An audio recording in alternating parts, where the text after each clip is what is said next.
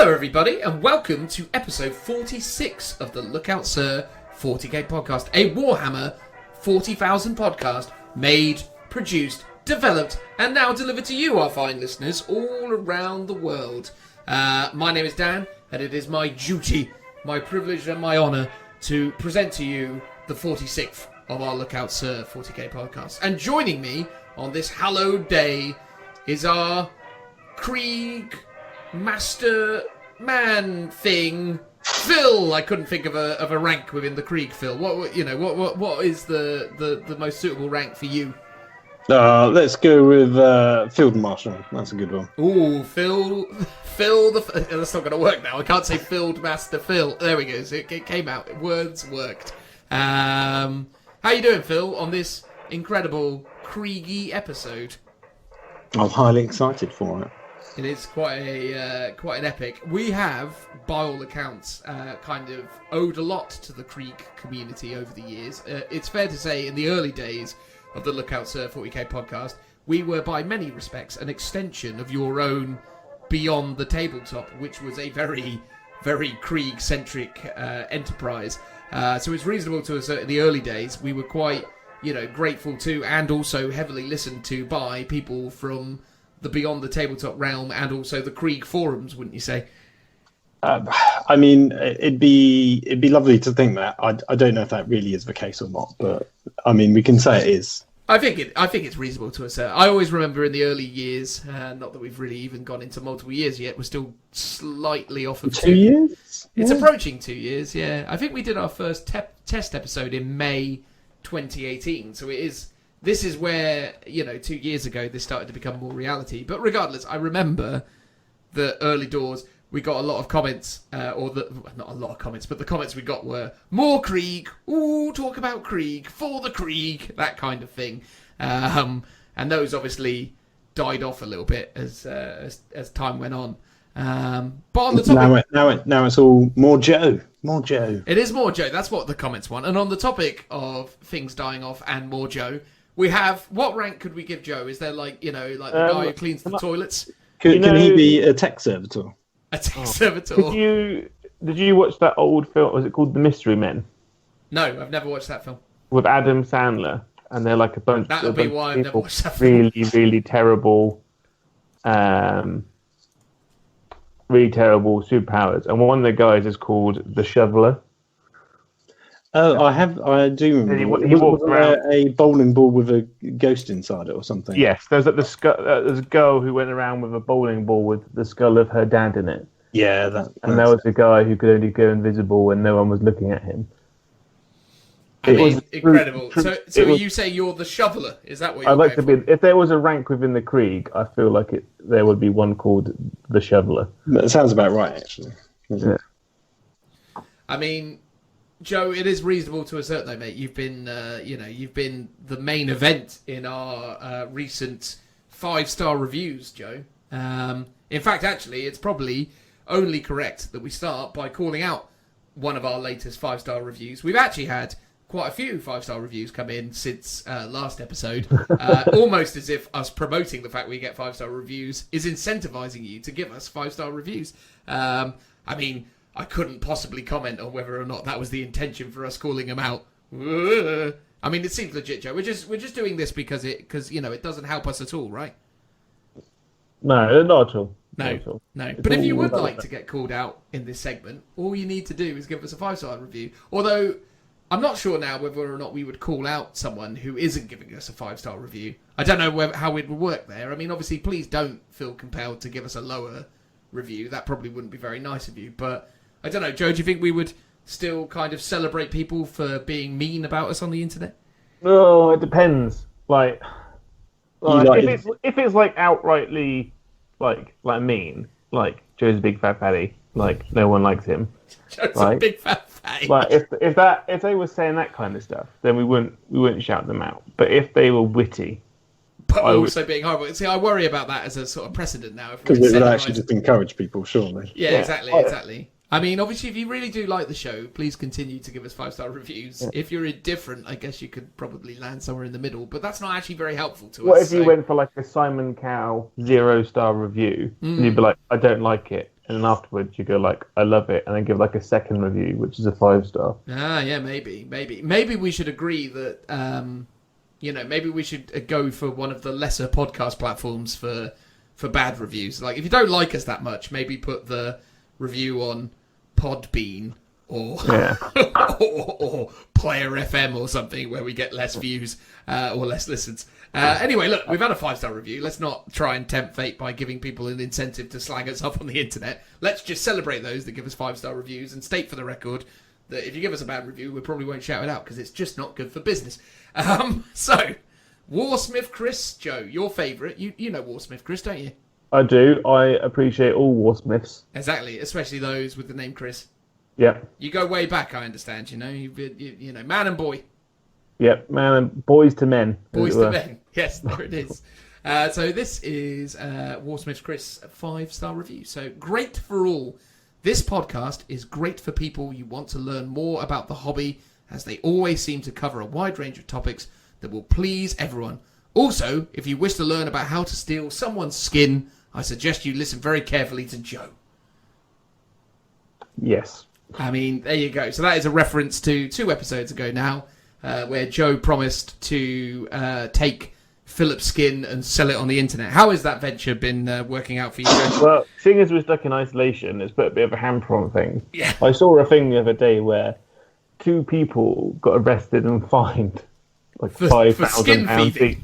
No, because they drove like 150 miles each to go on like a date. Oh, wow. Like, that implies that there was 300 miles between them. So that's not going to work anyway from the beginning, that kind of long distance. But if you're going to drive and then meet up somewhere in the middle to have a date during isolation, then you're going to get fined. So if I drove the like 60 miles to Phil's house to skin him, it's going to ask some questions. Will be asked. Do you not think there's going to be any kind of criminal repercussions anyway for the skinning of another human being? I don't know, it depends on how well I did it. Oh, I see. How much you took. Like, could you? You just want the beard, really, don't you? Is there an amount of skin that you could take where, like, a person would still function, like a snake? Like, I mean, there is an obvious example, but I probably shouldn't necessarily name it. But like, if you took like, assuming that Phil still has that intact, I don't know. I mean, we don't want to know, Phil. Really, we should probably leave that on the shelf. But that's an option. That's a hard pass on that. Yeah, that's a hard pass. Fair enough. We'll take a very fine layer off the outside to then like. So if you sat in a chair, it would look like Phil. But it'd be like a snake, and he'd still be stood next to it, alive, with a layer of skin. Good. Lovely. All right, lovely stuff. Anyway, Joe, it is tradition that Warsmith Chris has given us a 5-star review, so now we need the Joe sentimental thank you for the 5-star review. Take it away, Joe. Thank you ever so much, Warsmith Chris. Maybe you could join me on my homunculus travels, and we could both go to Phil's house. But it would only be right if we went out for dinner first with Phil, treat him, I'll pay, and it'll be lovely. So thank you. Please keep listening, and any inventive ways of doing terrible things to Phil, please continue to send them. Thank you. And also, obviously, thank you very much for the continued Joe love. I mean, also as well, ChrisBT_ also gave us a 5-star review. But we're going to save that till the next episode because otherwise it will just get a little bit laborious as we start to just constantly talk about 5-star reviews for the bit. But obviously, we're not ignoring you, JamesBT_. We'll get to you next episode. Don't you worry. If your name was more Chaos, like Iron Warriors related, then you could have jumped the queue. But it's not enough, I'm afraid. It's not enough. There you go. Try harder, JamesBT_. We still love you nonetheless. Exactly. Please. Validate. So how has things been in the general hobby sense for us all since all this happened? I've seen Joe has been basing up like a demon. I mean, those are some beautiful looking bases you've been doing on those Drakari, Joe. Yeah, I've essentially rebased not rebased, but upped the basing on my entire Eldar Drakari army. So all the infantry have now got extra grass, extra leaves in the stuff. So that all looks really good. And I made some cool long reedy things that have some horsehair, which I can only hope is horsehair. It was just a bag of hair. Just a bag of hair. Yeah, and then I've now completed 9 Talos and a Kronos. And I found the other day, after like about a year and a half since I built them, I actually found the gunners for my Venoms, which were just in a tub, in a drawer somewhere. And I was like, oh, I just got them done. I mean, it's all looking fantastic, man. I mean, it's pretty incredible to say the very least. I kind of wish that I'd done this before I'd applied for no retreat. Well, exactly. I mean, there's something to be said for having pretty bases. It's definitely one of your USPs when it comes to army list construction. Well, the way I kind of explain it to a lot of people is that the base is like 20% of the model. So you could have like a Golden Demon level painted model and just give it a flat like base of like a Grellian Earth, and it would just completely ruin the whole effect. I heard somewhere someone was saying that most people actually start at the base and go up in terms of what they see. It's because it's obviously such a dominating space on the mini. And if you think when you're playing the game as well, say you've done all this hard work and using them as playing models instead of display models, like when you play the game, you're always looking from top down. So the base is actually, like on a lot of models, the most predominant feature. It's true. It's only when you go like side on, like an obtuse angle, that you actually see more of the model. But when you're looking top down, it's the grass and the dirt and the tufts and all that kind of stuff that you're going to be seeing. Yeah. Well, it looks great though, mate. I think it's pretty cool. On my side of things, on the hobby tracker, I've actually painted some terrain. I finished all my Realm of Battle boards. That was a winner. So my ongoing quest to actually paint terrain is actually happening. The guys were actually quite surprised that I actually did it, right? Yeah, I was surprised that it took a worldwide epidemic for you to actually finish a project. I don't think it's an epidemic. I think it's a pandemic, mate. Yeah, pandas everywhere. But yeah. Or isn't it guinea pigs in South Park? Yeah. I know it's it is guinea pigs, isn't it? And then and it's pan pipe music that keeps them at bay. Yeah. It's a beautiful thing. But yeah, I've done that. I've posted some pictures of my custom chapter that I'm working on, which is quite cool, and been coming up with loads of fun, like army lists. Still doing a little bit of sketching on the old Instagram, although not that much this week because work has been crazy. But yeah, I'm keeping busy on the hobby front, which is super cool. Phil, what have you been up to, mate? Well, last week I was doing lots of marble effects. I don't know if I talked about that last week or not. You definitely did.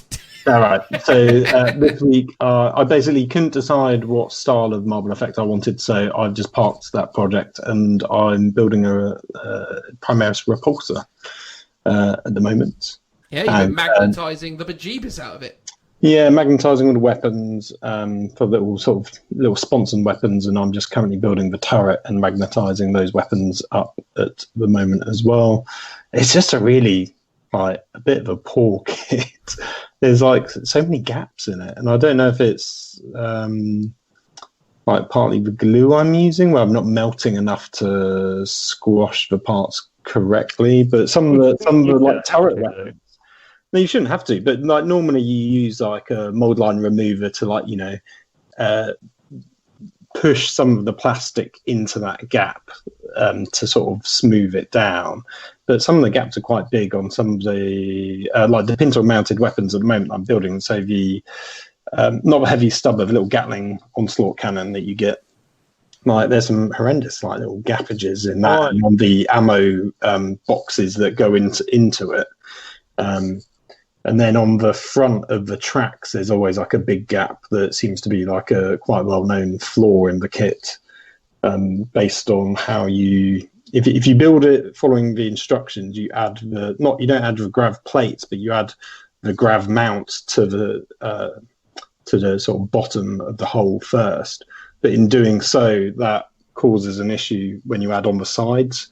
So there's like a big gap, and apparently what you do is you leave those grav mounts off, you build the sort of top, bottom, and then the sides, to kind of get your main hull, and then actually you sort of snap fit in those hull mounts, which apparently fixes it. So I've got another one to build at some point, and when I can be bothered, I'll do that method.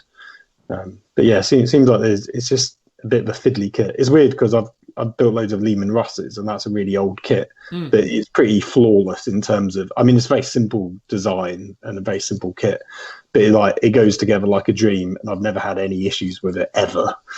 And I've built loads of them. Whereas this is like it's fiddly. It's like not a nightmare. It's not that bad, but it's not great, and it's not easy to do either. It's funny, isn't it? Because I was listening to the Voxcast with Darren Latham. Is it Latham? Latham? Yeah. And Jez, and they were talking quite a lot about the psychology and the methodology that goes into kit construction or you know, just the process that they go through to design this stuff. And they were saying in there, it's like, you know, we want these kits to be fun to build, we don't want them to be a chore. I think it's quite obvious neither of those two were involved in the Repulsor or the Redemptor Dreadnought kit. Yeah. Both of those are nightmares to build. Yeah, there's just bits where you kind of like the alignment, like what should be sockets or little bolts and joints to align pieces up together. They're just like either really small or they're not obvious. So there's one thing that even now I still can't get my head around. So you got the Las Talon or the Heavy Onslaught Gatling cannon, which is like the main weapon options. You then have an option for like this big searchlight that is somehow meant to fit on both of them. The instructions aren't clear as to how it actually gets mounted. And I've been looking at it, and I've looked on the pictures on the website and spanned the 360-degree model round. And it feels like it just gets glued on by the smallest contact point. But there's no like plug or like a way of easily aligning it up for where it's meant to go. To the point where I might just leave it off. Yeah, it's a shame though, man, because it's one of those kits that, you know, I mean, you'd want to ideally have like two of them in most of the armies that you're thinking of because of symmetry and also because of, you know, competitive ideas around how you might build that. But they're such a pain. I mean, compare that. I mean, I used to find building rhinos tedious because you had to kind of like link the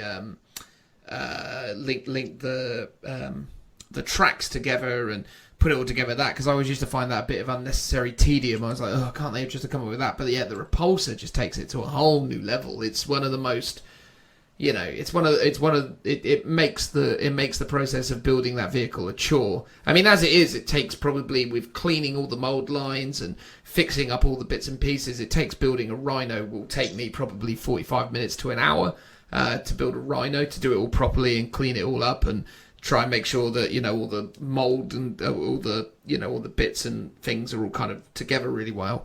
But yeah, Repulsor is clocking in at like 3-4 hours to do a shoddy job. Yeah, I mean, I've spent best part of a couple of days probably just working away at it, and just tidying it all up, cleaning all the bits. Obviously, that includes things like magnetising it and all. So I've spent longer on it than probably a normal person would, but even so, it still takes a long time, and I've still not finished it yet. I've still got all the other little gubbiny bits on the turret to sort of stick on or to magnetise, and yeah, it's just a sort of weirdly fiddly kit. I mean, it's a cool looking model at the end of the day. And I guess that's sort of like the compromise that you have to do. But there are some other kits, like especially the infantry, where stuff goes together and the mold lines or seam lines get really well hidden behind armor panels or at certain points where you can. There's been some kits I've built and I've gone, I don't even need to try and remove any mold lines because they're just not visible on the kit. And you're like, wow, this is really cleverly done. Like they've hidden it in a certain way. And with this, it's like, oh no, these are really obvious. And I've got to use some filler to hide these gaps because they're too big to just try and do the normal method where you could scratch some sort of plastic over it. Yeah. I think that's the thing there, man. I mean, like, the Eliminator Squad, for example, from the Primaris range, and not the easy build ones that came in Shadow Spear, but the actual, like, multi-part kit ones that you can build into the various variables. Those go together a dream. I love building those. I've built 2 squads of them, and I was like, these are amazing. I wish more models with this easy because there's a real nice sort of journey that you go on those. But yeah, the repulsor is a total opposite. I hate that thing in terms of building it. And yeah, no. But anyway, there you go. Enough of that nonsense. We should probably get into talking about what's happening on the show today. You've already read it in the title. We're just talking about Krieg. This is, as I say, a fantastic opportunity for us to praise and or discuss one of the otherwise unloved factions of Warhammer 40,000, but, you know, a faction that many, many people out there really, really love and enjoy, and one that obviously Phil has played and collected for many years. So we're really excited about this episode. It's the longest single segment in Lookouts 40k podcast history, and yeah, hopefully you really, really enjoy it because, you know, without wanting to blow too much smoke his way, there aren't too many other people out there in the hobby who know more about Krieg than our man Phil. So hopefully you'll take away some tactical ideas. Hopefully you'll take away some inspiration. Hopefully you'll consider collecting your own collection of Krieg because they are a pretty amazing force and one that, if not anything else, always looks really, really fantastic. So with no further ado, guys, we're going to move on with our transitional noise. Woo! Welcome back, everyone. In this part of the show, we are going to talk about the illustrious, the ever incredible, and Phil's favourite army, the Death Korps of Krieg. Ooh! Aren't you excited, Phil? Oh, well, I am. Finally indeed. given the opportunity to praise the greatest regiment within the entirety of the Imperium. Is that not accurate? It's been like 2 whole years in the making on this podcast that we finally do a Krieg special. It's true, actually, because in the early years, we were kind of established by the fact that you're quite well known and beloved within the Krieg realms, and that kind of gave us our early footing. And I remember in the early years of the podcast, it was most of the comments were, more Krieg! Come on now, talk about the Krieg! And we never did, but we are now, so that's nice of us, isn't it? Finally paying off those early listeners. Exactly. Aren't we benevolent? Not exactly. Exactly. And joining us as well from the catacombs of the Krieg community. Do they exist within catacombs, Phil? Is that in any way accurate? Underground, so yeah, I guess you're correct. Yeah. There you go. See, I thought I was working it well. But yeah, joining us from, the pantheon of Krieg community is another Krieg enthusiast, all the way from Denmark. It's the beloved Toke. How you doing, Toke? Hi, I'm doing fine, thank you. Would you describe yourself as both a long-time listener and or fan of Lookouts 40k? I would indeed. Been here since the first podcast episode aired and been listening truly ever since. Well, there you go. What drew you to the Lookouts 40k podcast, Toke? Was it, anything to do with me especially? Yeah. I heard about the brilliant Dan. Yeah. And honestly, I was just getting back into the hobby more or less, and I was following Phil on the old Instagram and on Facebook, and he said, "Go look at this," and I went look at it like a good boy. So Toke is one of those Krieg fans, then? Is that right? Yeah. He is an obedient Kriegsman, is what I'm getting from this. He was told by his betters to go and listen to a podcast, and he did. Exactly. There you go. But you are yourself a huge Krieg enthusiast, right? I mean, obviously, you're welcome to plug your own social media here and tell people to go visit your Instagram and see your amazing collection of Krieg-related antiquities, right? Yeah. It's on Weird A Folkstorm. It's a lot of Krieg stuff, mostly infantry though. So, I mean, get ready for small grubby things. That is the backbone of the Krieg force, though, I'm sure. The backbone of the Imperial Guard, I'd say. Oh, exactly. As we will hopefully discover as we get into the mix of things. But obviously, thank you very much for joining us, Toke. This has always been somewhat on the cards. As our kind of long-time listener and, by all accounts, number one fan, we have teased and or, alluded to the possibility of you making an appearance one of these days. And here you are. So we're grateful that you could join us, and thank you very much for doing so, mate. It's great to have you. Yeah, and thanks for having me. Really grateful to be here, and thanks for letting me appear on the Christmas quiz as well. That is true. Yeah, I forget this. Yeah, you also did a guest question in the Christmas quiz. I did indeed. There you go. A guest question that Phil got wrong, bizarrely, didn't he? Oh, yeah, there's almost not an episode where you don't mention this. Yeah, it's been brought up like every time since that. I got it on my second guess, and I let Tim answer it so he could get a point. Well, there you go. There you go. On the topic of us being oh so magnanimous, there is old Phil there with his humble perspective on things. Well, exactly.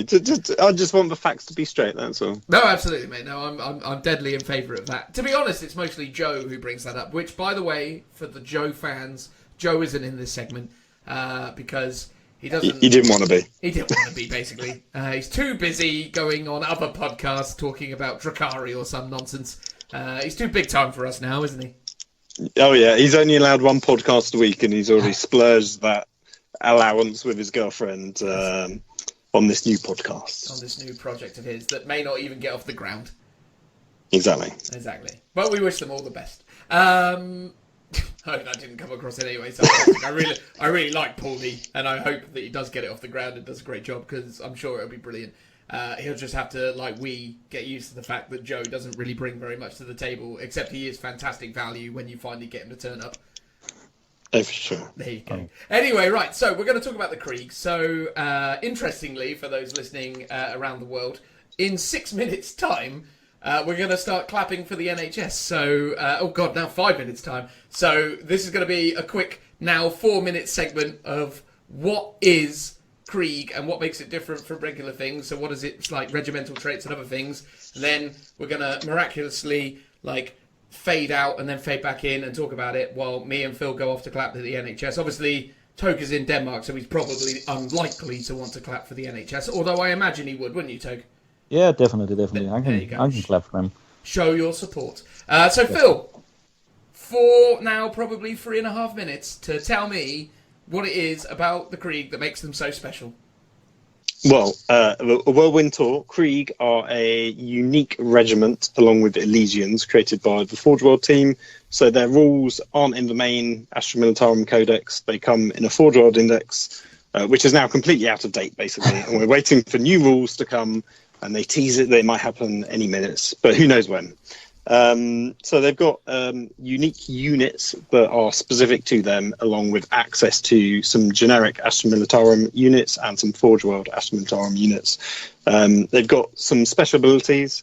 They don't have a regiment trait per se, because this book was written at the beginning of 8th edition when regiment traits weren't even a thing. So they've got an ability called Cult of Sacrifice. So this unit ignores models slain in the shooting phase when taking morale tests, which is quite powerful, especially for your infantry when you want to be stuck on an objective. They've got the Voice of Command rule, as all Astra Militarum units have, but they've got some unique orders. I'll try and quickly whirl through them as quick as possible. They've got Duty unto Death. Any infantry or cavalry model in the unit that is killed in the fight phase immediately makes a single attack. Is a bit of a rubbish ability. Weirdly, there's no specification onto when this order ends. So the general assumption is it will only last a phase or a turn, but it's never clarified. It's never been FAQ'd. So I think some people do rule it as you give them the order once and it lasts for the whole game. I don't think that's true. There's Without Mercy. All lasguns and hotshot lasguns in the ordered unit change the type to pistol 2 until the end of their turn, which I think the initial intention was that the guns can then shoot into combats.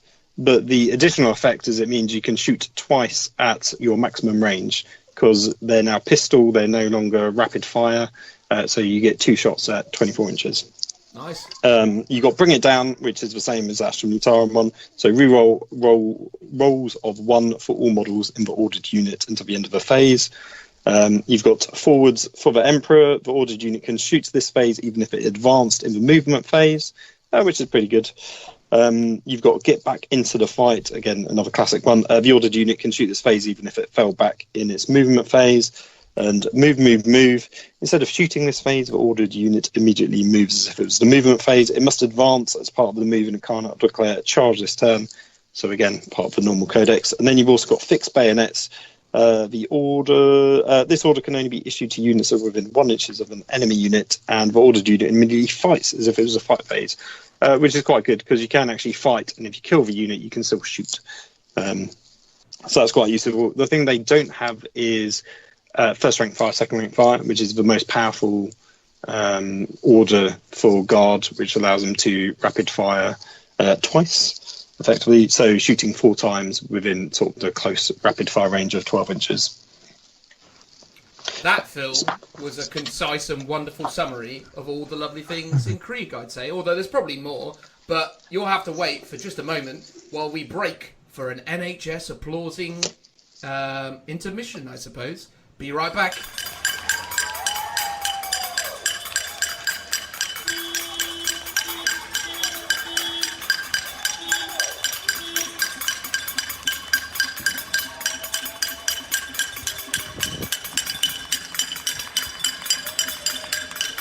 So, with our applauding of the NHS observed, let's carry on now with a conversation around the Krieg. So, Phil, you took us through the orders, you took us through what is essentially a army ability, not necessarily a regimental doctrine. Was there anything else that you needed to highlight or add to the broad, sweeping, umbrella that is the Krieg faction? Just a general note in terms of not how they play, but how their power level is in comparison to the general codex. So they do get access to some of their units. Hang on a second, Phil. Hang on here. Now, Toke, is this the bit where Phil gripes about Krieg not being as good as other guard armies? Is that what you think he's about to say? I would hate to say yes, but it could be. Something tells me that's on the horizon. Anyway, Phil, please continue. Not quite. All I was saying is just letting people aware is so obviously you have things like Vigilus and you've got Psychic Awakening where you've got all these special detachments. Most of those extra buffs don't work on Krieg, either on the Krieg army or on their units because they're worded differently or the keywords are different. So I just wanted to highlight that. It wasn't a gripe to say that they're lesser or worse, but in general is perceived to be a slightly lower power level in terms of gaming, I would say, on the competitive field. That was it. Yeah. So like your halfling team for Blood Bowl, Phil, you're playing 40k on hard mode. Is that what you're saying? Well, potentially, yeah. Fair enough. Toke, do you feel this way? I mean, you're not necessarily the most hardcore of gamers out there, but do you feel like you've handicapped yourself with the Krieg? Oh yeah, definitely. Especially since I don't play tanks at all. So yeah. I think Krieg have really a lot of potential. Like the ability to not lose a squad of guardsmen at 5 point apiece from shooting is incredibly strong. Like it cannot be understated that if you play that right, it's really good.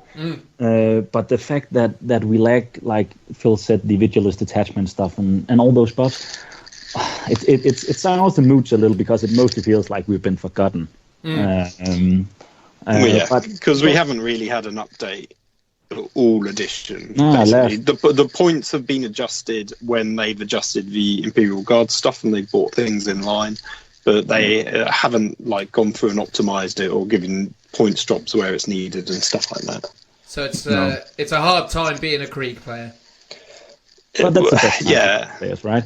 Yeah, but you carry it with a sense of pride, though, right? I mean, that's the Definitely. thing. It's like people don't buy and play Krieg because they want to be the best. They do it because they love the lore and the whole kind of the appearance of the army. I mean, even a cynical, power gamer such as myself looks at the Krieg army and just thinks, God, that'd be a beautiful thing to collect, right? Yeah, definitely.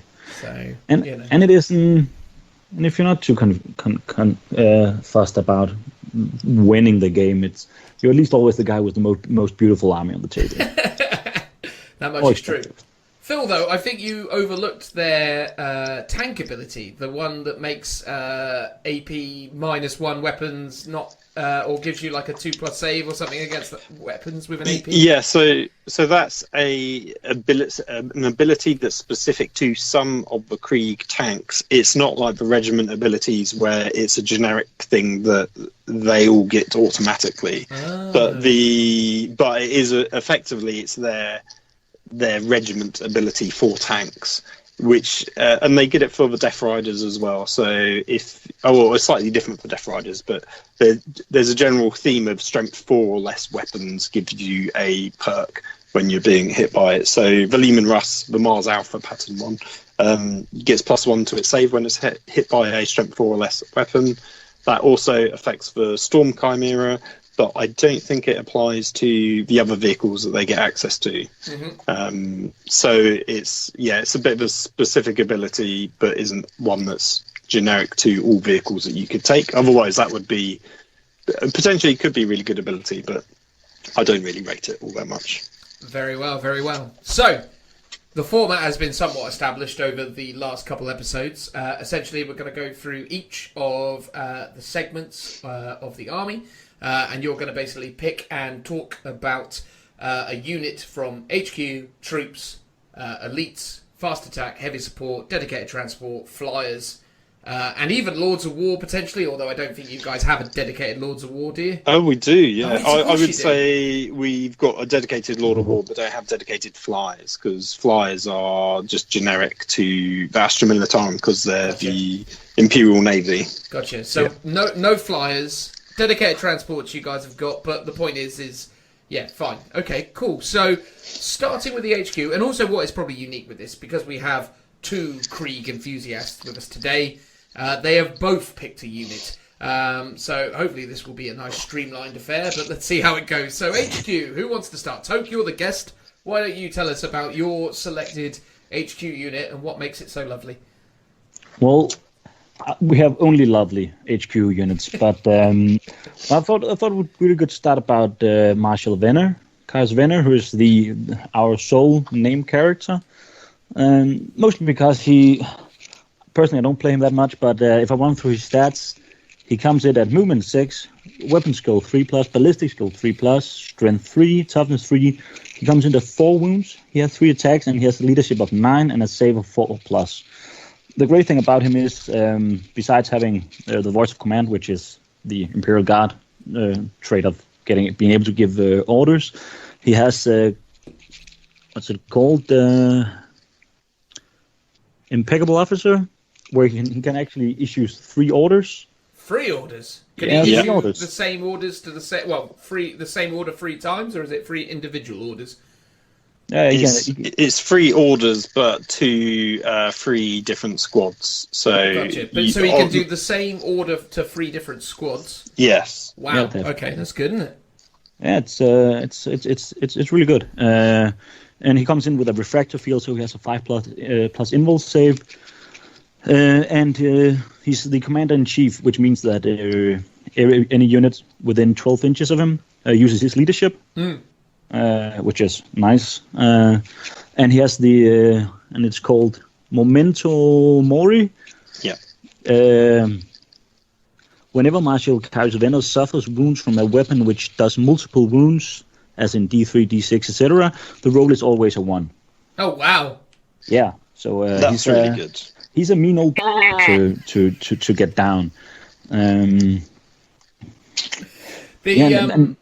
So Venner himself, is he a individual, or is that a rank or name given to, an individual of a certain social standing within things, much like, say, Vulcan is a name given to a Space Marine of the Salamanders chapter that has taken on a quest to go and try and find he's a named character, and the only named character that you get. But effectively, he's a marshal, which is a rank, and you can obviously get the generic marshal.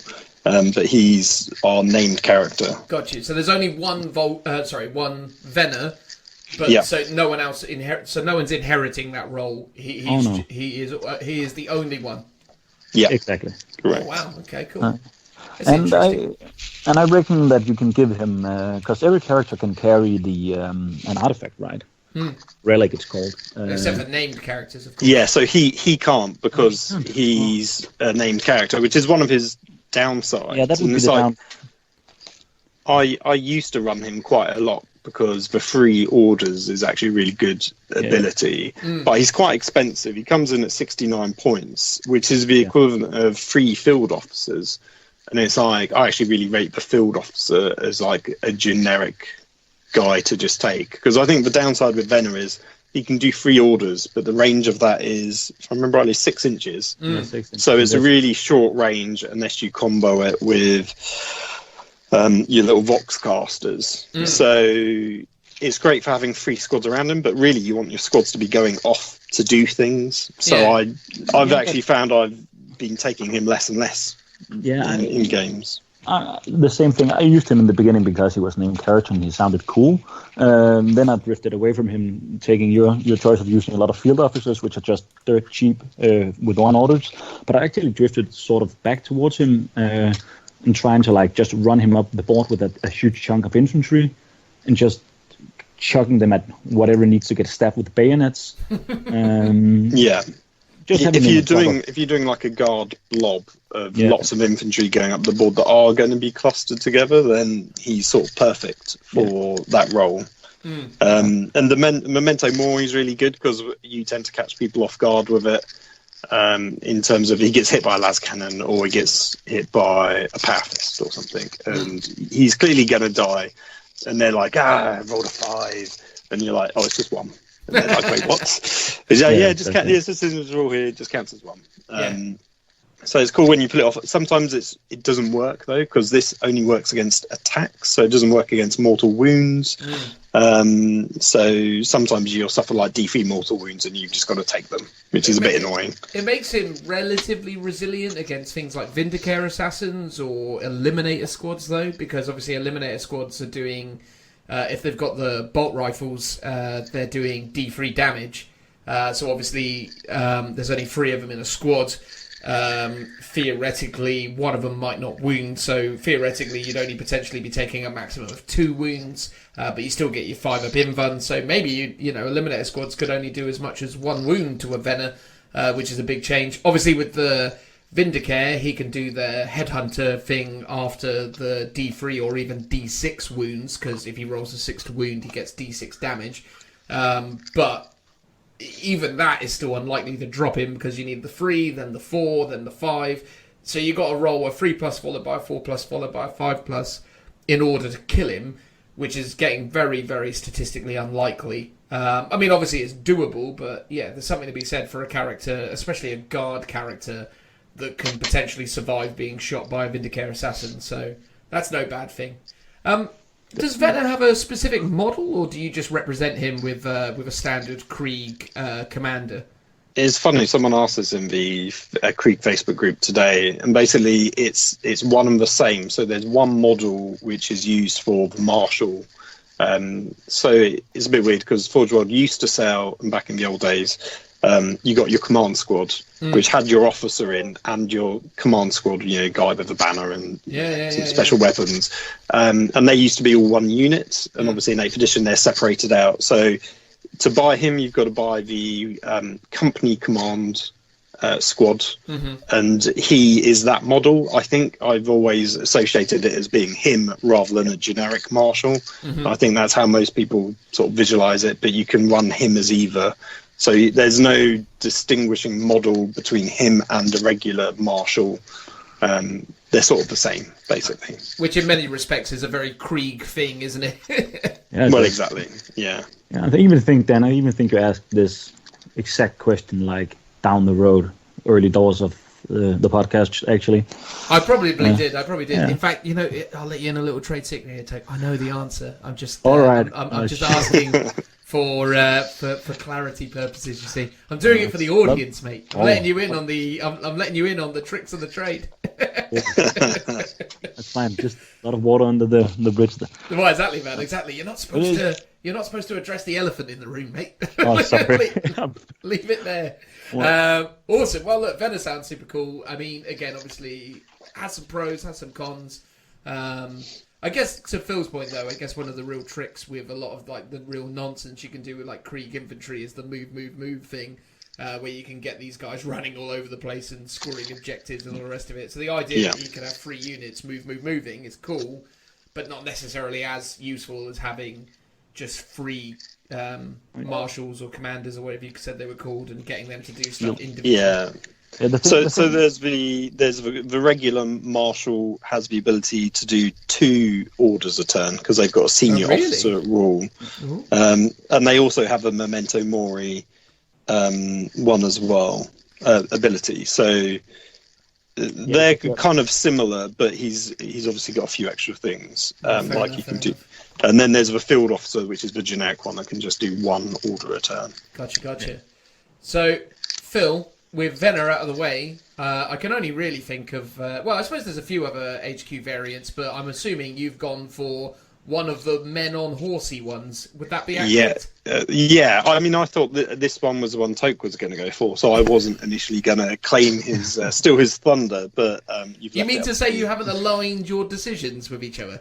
Well, do you know what? Toke was trying to get me to decide on some stuff earlier in the day, and I was like, no, I want it to be a bit more natural. We had a bit of a discussion, but I was a bit like, if we come up with the same answer, that's fine. I've normally got like a reserve thing that I'd want to talk about anyway, so it'll be okay. Fair enough. But the Death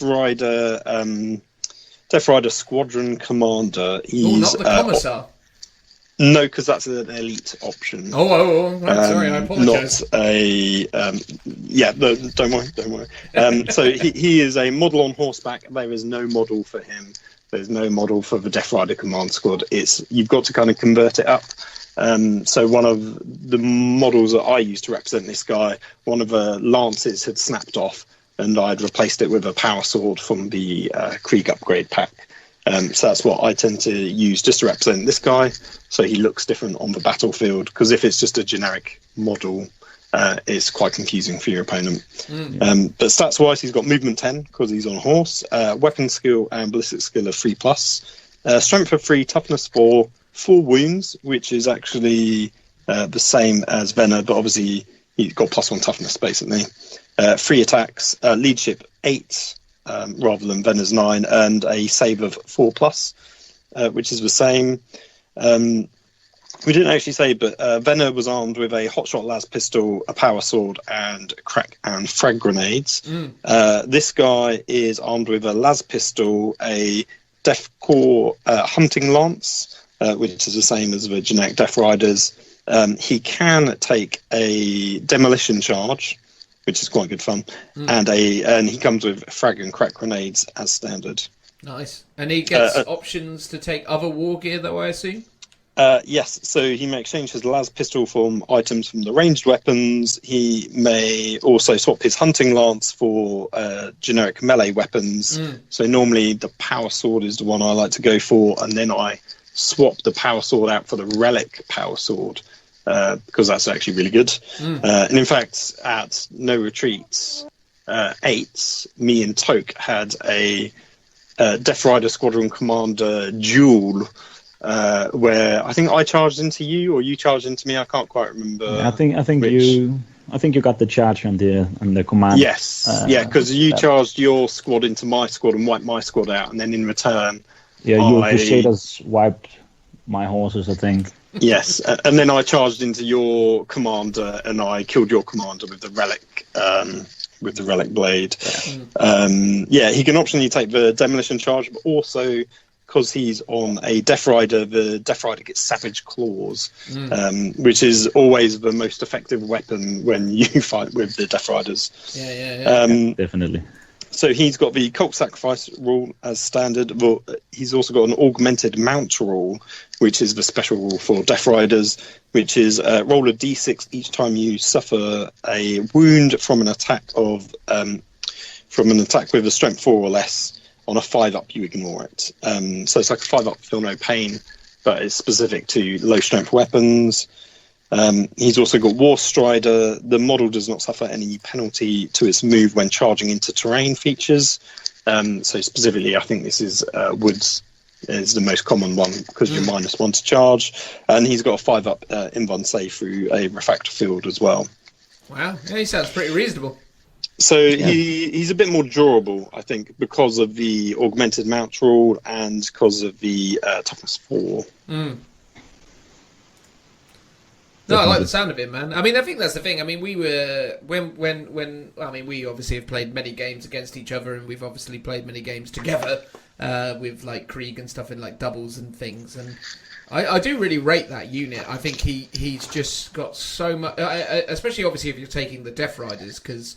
And I think, you know, obviously we're going to probably talk about Death Riders a lot more as this goes on, but I think the Death Riders offer so much interesting nuances to the way that the Krieg play. Now, I obviously understand that normal Guard players do have access to Rough Riders, but...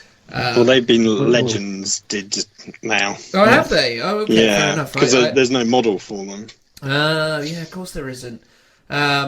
But that's the thing. I think the Death Riders really offer a nice, unique flavour. And I mean, you and me, Phil, were finding that when we were running them, they were just really great just to throw at people, not even to charge at people, just to have them in front of people and go, cool. There's a big line of Death Riders. What are you going to do about it? Yeah, they're a good blocking unit, and I think the thing with the Death Riders is actually not to see them as a close combat unit where you're going to get a charge off and you're going to wipe your squad out. It's like it's great when that happens, but actually they're much better off just going after objectives and being effectively like a distraction carnifex, where it's like you've got to kill this unit or it's going to charge you. And invariably, it probably they do get killed, but they can often spend a lot of time and effort trying to kill them. Like I think it was I want to say it was when I was on the live stream at Warhammer GT tournament. The guy spent most of his army on like the first turn trying to kill my squad of Death Riders because one guy just wouldn't die because he was doing really badly with his rolls, and I was making all my 5-up feel no pain saves. I mean, based on the fact that you were on the live stream for approaching 2 hours, 45 minutes, nearly 3 hours, and you only got 2 turns done. When you say it takes when you say it takes a lot of time to kill these Death Riders, you really mean it. Well, that's true. Yeah, he spent a long time. I'm pretty sure it was that game. I could be wrong, but it was. There was one game I played where he fired his whole army into them, and it took a lot of effort to bring them down. So they can be good. I think, and again, we're probably jumping ahead here, but in fact, I know we're jumping ahead here because we're definitely going to talk about Death Riders later. So let's save that for later on. But no, I genuinely think that it's a really cool, flavoursome addition because even if regular Guard have access to Rough Riders, they don't have any characters on cavalry, which is something that I think really contributes very positively to the overall, aesthetic of the Krieg army. And it's one of those things that, me and Phil, when we were doing the doubles together, I was very adamant that he needed to take the Death Riders, not least just because I think it's one of those units that no one even necessarily even realises they're a thing until they see him on the battlefield. I remember the first time I saw Phil run the Death Riders, or Phil tell me that he has this unit, I was like, God, I didn't even know that was a thing. And I think that's one of the most lovely things about the Krieg army, when people turn up with Death Riders, like, wow, they're amazing. I don't know how you find them, Toke, but they are like the unit that people will comment on the most when people walk past the table and they're like, oh wow, they look really cool. Yeah, definitely. No doubt about that. Especially when you have a good chunk, over 20 of them. The more the merrier, right? Exactly. With regards to the officer on horse, I actually looked into using him just not with horses, but just for ordering my regular infantry because he can follow with them. He only has one order, and the field officer also only have one order, so he often struggles to follow if you're moving. Well, you can make it 2 with a stratagem, because you've got that generic stratagem which allows you to do 1 extra order for 1 CP. So you could potentially use move on squad, and then use another order for a CP on yourself if you want to catch up. But then, But then you would, because I was Yeah, going to say because he's got a movement of 10 though, that's not really an issue because he'll order them to go off, and then in your next turn he should be able to catch up with them. yeah, exactly. I think that's the thing as well, because obviously, me as a Craftworld player, I'm a massive fan of taking psychers on bikes or other kind of like, buffing units on bikes, because I can always put them where I need them to be. Admittedly, they can move up to 22, sometimes 24, depending on Craftworld. But, even then, though, the same logic applies, right? The idea that... Because these guys can advance and still give orders, right? Yeah. So, so you can move a potential 16 and have that guy in a place where you can then order people to move, or, bring it down or whatever it may be. That's pretty powerful to have that flexibility. So even if you're not running lots of Death Riders, actually having a mobile, command unit that can issue orders is a big buff to the army, for sure.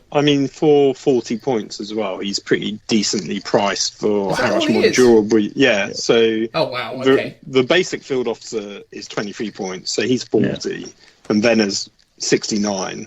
Obviously, you can make him more expensive by giving him different war gear and stuff, but he's pretty well pointed, especially if you want him to be like quite an aggressive warlord to go up the field with your rest of your army. For what you're saying, though, right, you get access to quite a lot of stuff there, and 40-odd points is pretty cheap for that. Again, to put it in comparison, a Warlock is 67 points on a bike, and a Warlock has 3 wounds, toughness 4, and some amazing spells, admittedly, but nowhere near the level of like resilience or so on. So, yeah, interesting, mate. Interesting. Yeah. So... Moving along to the troop section now. Krieg only really have 2 specialist types of troops, so I guess it's just going to come down to which one Toke talks about first. So, which of the troop choices will you pick to talk about, Toke? Well, I can just take the infantry, regular line infantry, leave the more specialized for Phil, now that I stole Venom from him. It's basic guard stats, more or less, except for the weapon skill, which is a 3+ weapon skill. So it's a movement of 6, then a weapon skill of 3, ballistic skill of 4, strength 3, toughness 3, 1 wound. The regular linemen have 1 attack, and their Watchmaster, which is the equivalent of the sergeant, has 2 attacks. The line soldiers have 6 in leadership, and the Watchmaster have a 7. Then they have their 5. Plus, also, the Watchmaster has a ballistic skill of 3+. Oh yeah, that's right. Which is a bit confusing, and I always forget. So always roll him first before rolling for the rest of the squad. Even while looking at the stats, I'm forgetting that he has a ballistic skill of 3. Yeah. I suppose in this you kind of reveal sort of one of the additional USPs of the Krieg, which is that obviously these guys are drilled to be some of the best kind of like combatants within the guards, the forces of the guardsmen. So is there anything you can elaborate on why they've got that weapon skill of 3+? It's something to do with like their training regiments, right? And how they're kind of bred and so on and so forth. Definitely. They come from they do a lot of live exercising with a lot of bayonet stabbing. So basically their weapon skill at a 3+ is just to picture that. They spend a lot of time drilling that. But the reason why the Watchmaster is have weapon skill 3, ballistic skill 3 is actually because he's a veteran. So he has either been as I understand it, a Death Rider, or he has been in the Grenadier units. Which is why he's better than the rest. Yes. Yeah. Are we getting an extra guest on the show, by the way, now, Toke? Yeah, sorry. It's all right, mate. It's fine. We're all on lockdown, mate. It's not like we can control these things. A baby Kriegsman. Yeah, exactly. She refused to wear her gas mask when... That's dangerous out there in the world today, mate. It's all good. Is there anything else to elaborate on these Krieg infantry? Again, they're bog standard guardsmen, right? But basically, except they come standard with frag grenades, which I assume. well. Yeah, and frag. Oh, crack Yeah. and frag. Yeah. Oh, I assumed that guardsmen at least got frag grenades. Potentially. You know, now you're saying it, I'm not sure if they do or they don't.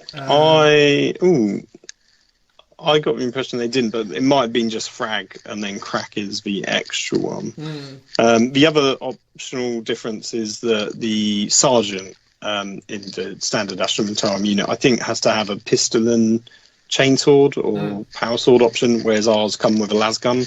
Yeah. Oh, that's So that cool. way you basically got 10 shots at sort of max range, which you wouldn't get with the normal Astromontarum army. And is there much of a... I mean, how do they, like, denote the difference for the sergeants? Because obviously, usually with, like, the regular guard squads, you can clearly see it because it's got the pistol and the chainsaw. Is there, like, any kind of, like, specific markings or things? Or is he just sort of another rank and file guy that you just sort of, you know, and you dictate and that's it? Or do you just put, like, a little extra symbol on him or something? Well, that depends. You actually get in the kit, you get one of the shoulder guards have, like, sergeant chevrons. Okay. But that's a very, very small detail to denote a sergeant. The classic pose is I think he's throwing a grenade for the sergeant for one of the kits. Like I think it's the running or the shooting one. So that tends to be the generic, easy way of telling it, just because the pose is different. Yeah. The Krieg squad advancing.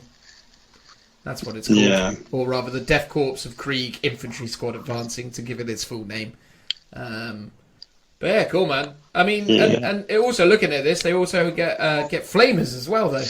Yeah, so they've got access to the standard special weapon. So one model can take a specialist weapon. They can't take heavy weapons. So again, that's what differentiates them from the regular guardsmen. And then they get, in terms of equipment, they can have Voxcasters or a platoon standard, which just gives them +1 to their leadership.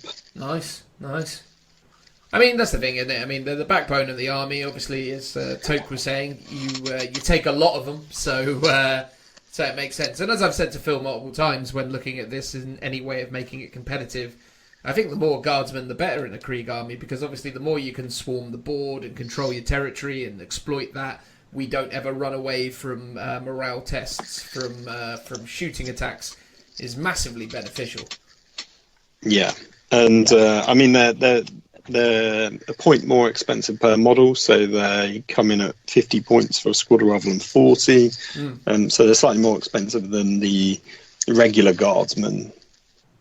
That's because of the extra grenades and so on. Yeah, I guess it is a bit of a weird one, because it's like part of this might be factored in as like the regimental trait, like the +1 to the weapon skill, but then it's like, yeah, they get crack grenades as well. So is that really worth 1 point a model when only one of them can throw a turn? I don't know. Depends, doesn't it? I mean, obviously, I don't know. I kind of feel like it. I don't know. I think. Yeah, I don't know. It's one of those, isn't it, where it's sort of how many more points would you make them for the extra gear? And that's the problem when you're dealing with such small amounts, as it were. When a normal guardsman's 4 points, and these are slightly better than normal guardsmen, how many more points can you make them? Obviously, you can't do half points or quarter points, and obviously, gone are the days where a sergeant upgrade will cost a little extra, because they don't like that anymore. They like everything to be uniform. Which is understandable, but yeah, I don't know. It's an interesting thing. But we actually do get additional things for our extra point. Besides the improved weapon skills and ballistic skills and the grenades, we actually also have access to put in a platoon standard in a regular infantry squad. So all friendly Death Korps of Krieg units within 6 inches of one or more units with a Death Korps of Krieg platoon standard may add 1 to their leadership. Which feels like an odd buff, given the fact they don't take leadership tests from the thing that's going to mostly make them take leadership tests. Yeah, it's good for close combat. You can also combo it up with the command squad, which also can have a regimental banner to give them an additional +1. But then if you're taking Venner, you wouldn't get that buff anyway because you use Vena's leadership, not. Yeah, but Unless Vena's within 6, in which case. I am. So if you chuck in a lot of It would infantry, work. if you chuck in the Gorgon have a capacity of 50 or 60, right? 50, yeah. 50. So if you chuck in 40, so 4 squad of infantry, Vena and an infantry squad with a banner, and just make sure that that one of the infantry squads have the platoon standard. He has like a leadership of 11, which every unit within 12 of him gets, and everyone gets +1 attack from the regimental banner, which means that if you buy the chainsword for your watchmaster, he has like 4 attacks. Then you just hurl them at orcs or tyranids or whatever. Yeah, I don't think you can stack multiple platoon standards. No. But I think you can stack multiple. I think you can stack a platoon and a regiment banner because they're different. Yeah, exactly. It's interesting, isn't it? It's an added dimension to the force. Well, there are some good abilities. So you can use because you're all armed with crack grenades. You can use the Grenadier's stratagem. Oh, yeah. So you can all throw your grenades if you're within 6 inches. So you can all throw crack grenades. So that's a really handy thing that you could do over a normal Astra Militarum. That's quite big, unit. though. So the idea of getting like 10 strength 6 AP -1 D3 damage grenades off is pretty reasonable. Yeah, it's hard to pull it off because you've obviously got to be within 6 inches of something and not be in combat or having fallen back from combat. I mean, quite often you could, if you somehow survive and you don't take too many casualties, fall back, use an order to fire even though you fell back, and then you pop the stratagem to do some damage on something. That's normally the most likely way it's going to come off, basically. It can make a big difference, though, man. I mean, when you think about certain matchups and certain things that are out there, you think about, I don't know, a unit of toughness 5, 3 up armor saves, 3 wounds, so like aggressors, for example.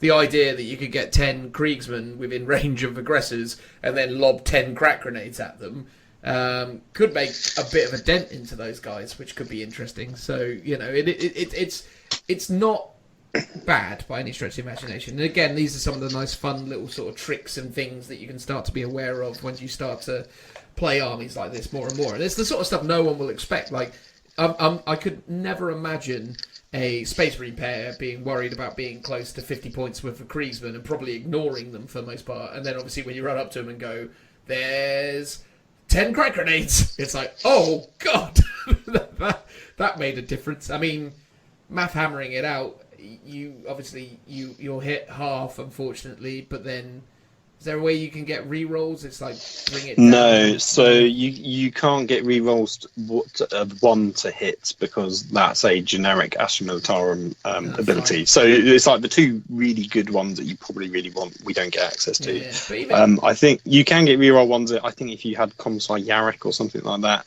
is one of the few ways where we can get that ability. But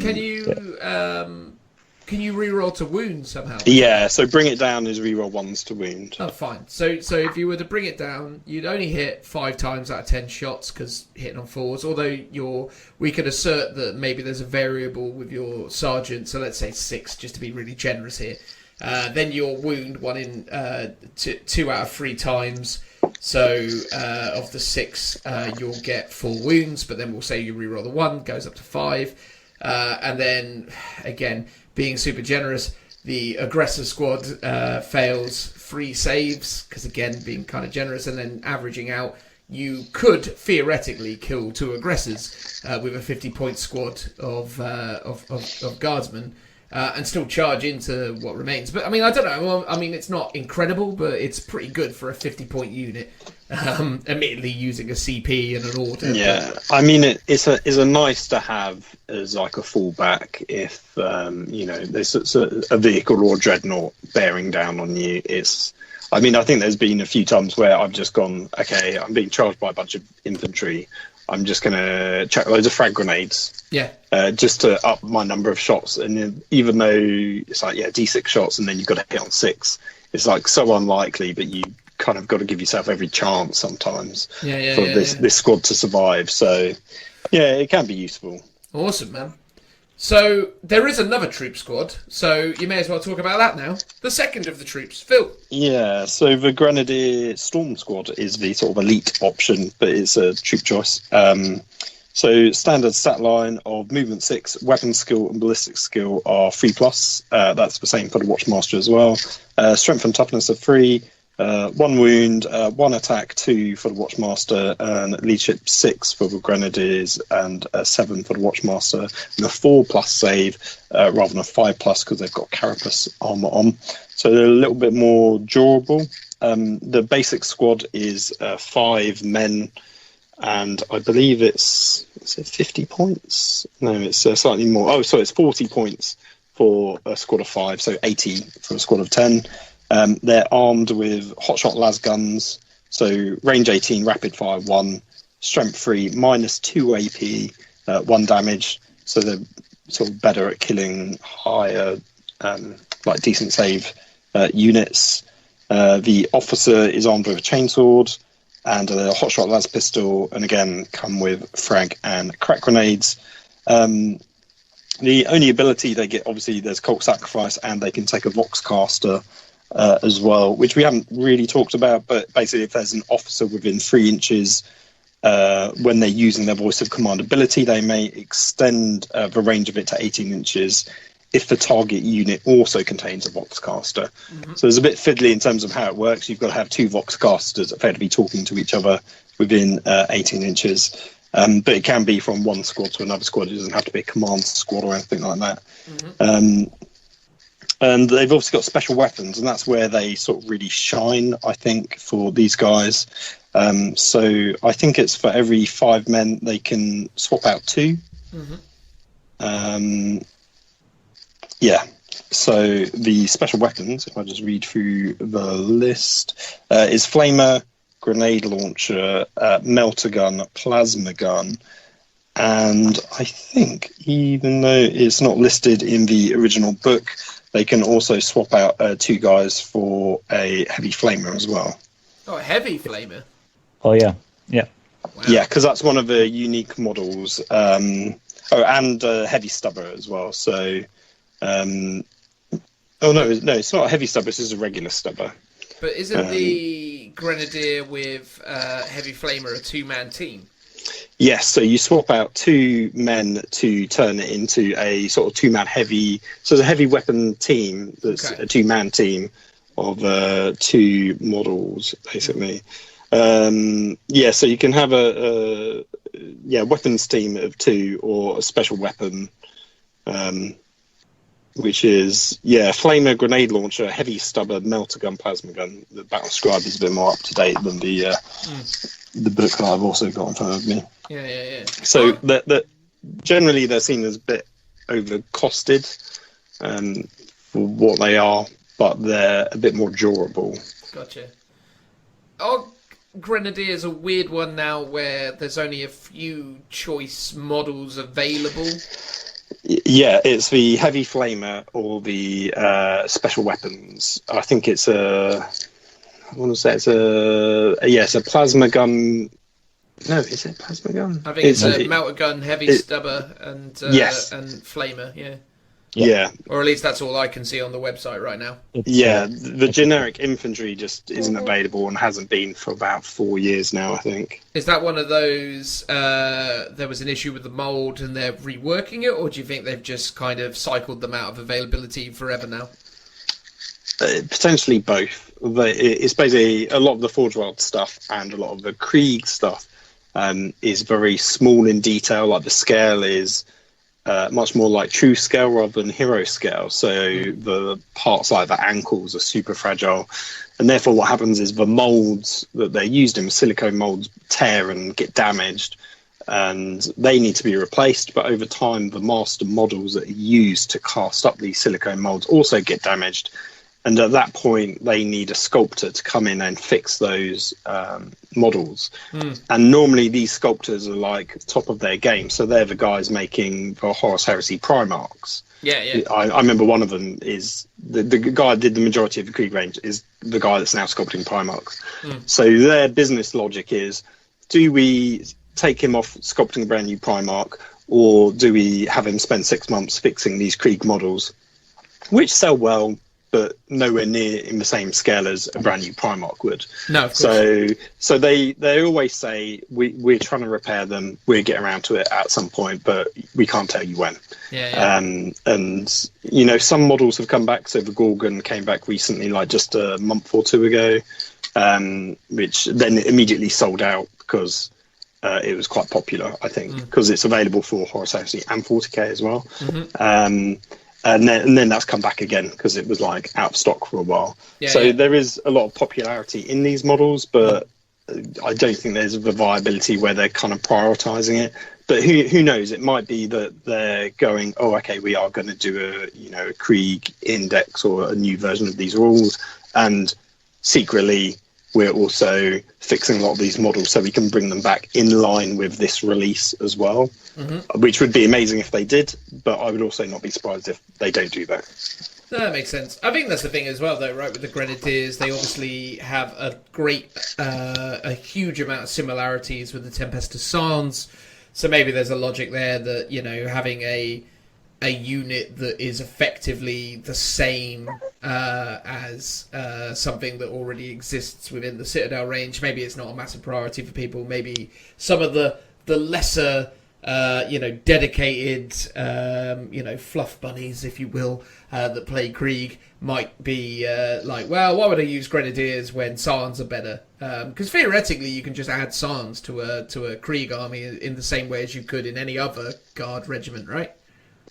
Yes, yeah. So because they fall under the kind of auxiliary rule, Scions, like Astropaths, Aeronautica, which is the planes, Abhumans, so Rattlings and stuff. So even though a lot of those things aren't technically in the Krieg list, and maybe I didn't make it clear at the beginning, is there is a defined list in both the index and an updated one in the FAQ of these are the units that you can take in a Krieg regiment that gain the Krieg regiment keyword, but the rules of the Astromontarum Codex kind of circumvent that in a way where you can go, okay, I'm going to take some Ogrins because they don't give the Krieg keyword anyway, so it doesn't matter. So you can actually, a lot of the fluff, so to speak, and the lore around Krieg is that they don't like mutants, they don't like abhumans, so you could never take them in an army before, but the way 8th edition is structured and how it gives you a lot more flexibility to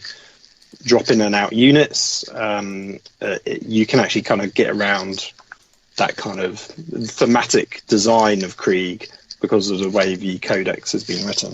So the question I'm going to ask, and our answer first of all for myself, would you use Grenadiers as Scions to obviously have the Scions appear more in line with the Krieg army, but ultimately still benefit from the superior rules for the Scions? I would say yes, because I think in the history of the range there is from the early days of what were originally called Stormtroopers. There were the Stormtroopers, then the Keskian Stormtrooper variant, and I kind of feel like these were intended to be the Stormtrooper variant for the Krieg. So I think if I was playing Krieg, I would use these models if I had them, but I would use the Scion rules. Toke, what do you think? I would most definitely use them as Grenadiers, and I do, and I would never do it any other way. I know the rules are similar and easy, but it's not the right rules. Science can deep strike, and Grenadiers can just like trot up the mud and jump in small armored vehicles. I'm really fond of Grenadiers. Next to Death Riders and Engineers, I don't go anywhere without Grenadiers. Yeah, I mean, there's one benefit to them which we'll talk about when we get to transports, which is one reason why you might want to take these guys over Scions. Additionally, obviously, you can take like heavy flamers and flamers, so you could have a squad with 2 flamers and a heavy flamer, which you can get with Scions, so you can get slightly different loadouts. Competitive wise, yeah, it would make more sense to take them as Scions. And if I ended up in a GT final, I would consider it, but I probably wouldn't, just because it's confusing from a gameplay aspect, and it's not particularly fair on your opponent because it's not really WYSIWYG. You're like, these models that look like Krieg aren't Krieg. It's sort of not on, I guess. So that's two votes for no, one vote for yes, is what I'm hearing. Yeah, I mean, I'm like half in. Yeah, I can see the logic of it, but I wouldn't want to do it. I mean, I have to admit, until obviously, I got into the habit of playing against Krieg while playing against Phil, it took me a long time to actually, as an opponent, to recognise what the difference was between a Grenadier squad and a regular. Oh yeah, you were like, it's the backpacks. Just look at the backpacks. Yeah. But that's the thing. Like, genuinely, for probably most people looking across the tabletop at you, you could just say to them anything really, because I'm just like, yeah, are those different? Are they? I don't know.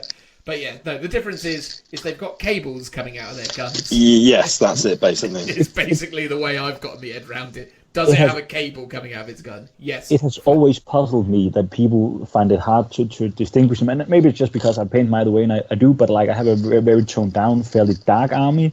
And my Grenadiers have like a bright white skull mask in the middle of it. Like, so these ones are the Grenadiers. No, regular guys, normal gas masks. These guys, yes, spot on. The guys with the red, with the white face running at you. But that's the thing, though, man. Again, because obviously one of the beauties of the Krieg range is it's so subtle.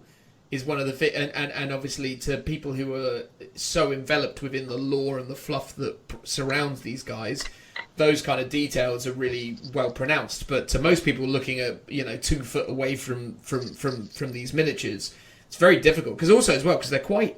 Because again, the thing that we've kind of touched on already is the scale of the Krieg is so much smaller than other models within the 40k range. It is quite easy to not entirely notice the varying, details between them for your opponent. So what I'm saying is, if you said to me, well, it's not right because you wouldn't know what that is anyway, I would say most people looking at a Krieg army doesn't know anyway. But still, I mean, I'm being facetious. I think you're absolutely right. If it's a Grenadier model, it should use Grenadier rules. That is the correct way to do it. But if you're looking for that competitive edge, if someone turned up to a game and said, "Yeah, these are Grenadiers, but I'm using Scion rules," I'd be like, "Yeah, sure, whatever, sounds fine." Yeah, definitely. People play their minis how they wanna within these, but yeah, definitely. Yeah, I mean, at the end of the day, it's wearing flak armor and it's got a hotshot lasgun. It's a Scion, if you want it to be. That's totally cool. In the same way, if someone turned up with the old Keskin models and said, "These are my Scions," of course they are. They're the old Scion models. Fine. Yeah, I guess the downside of that is Scions really need the officer to give them orders to make them work, which is a separate model. And for Grenadiers, they don't have it. They're a 10-man squad, and they don't have a Scion type officer. I mean, you could use a field officer, I guess, and then go, this is the special officer guy. But then I just think that's then confusing things because that officer then is an officer for the regular army as well. So yeah, it's true. It's not. There's no perfect solution at that point. It's doable, but it's a bit messy. Yeah, agreed. All right, cool. Well, I think we've pretty much satisfied the troop segment. We should probably move on now to the elites. So, Toke, which elite choice have you chosen?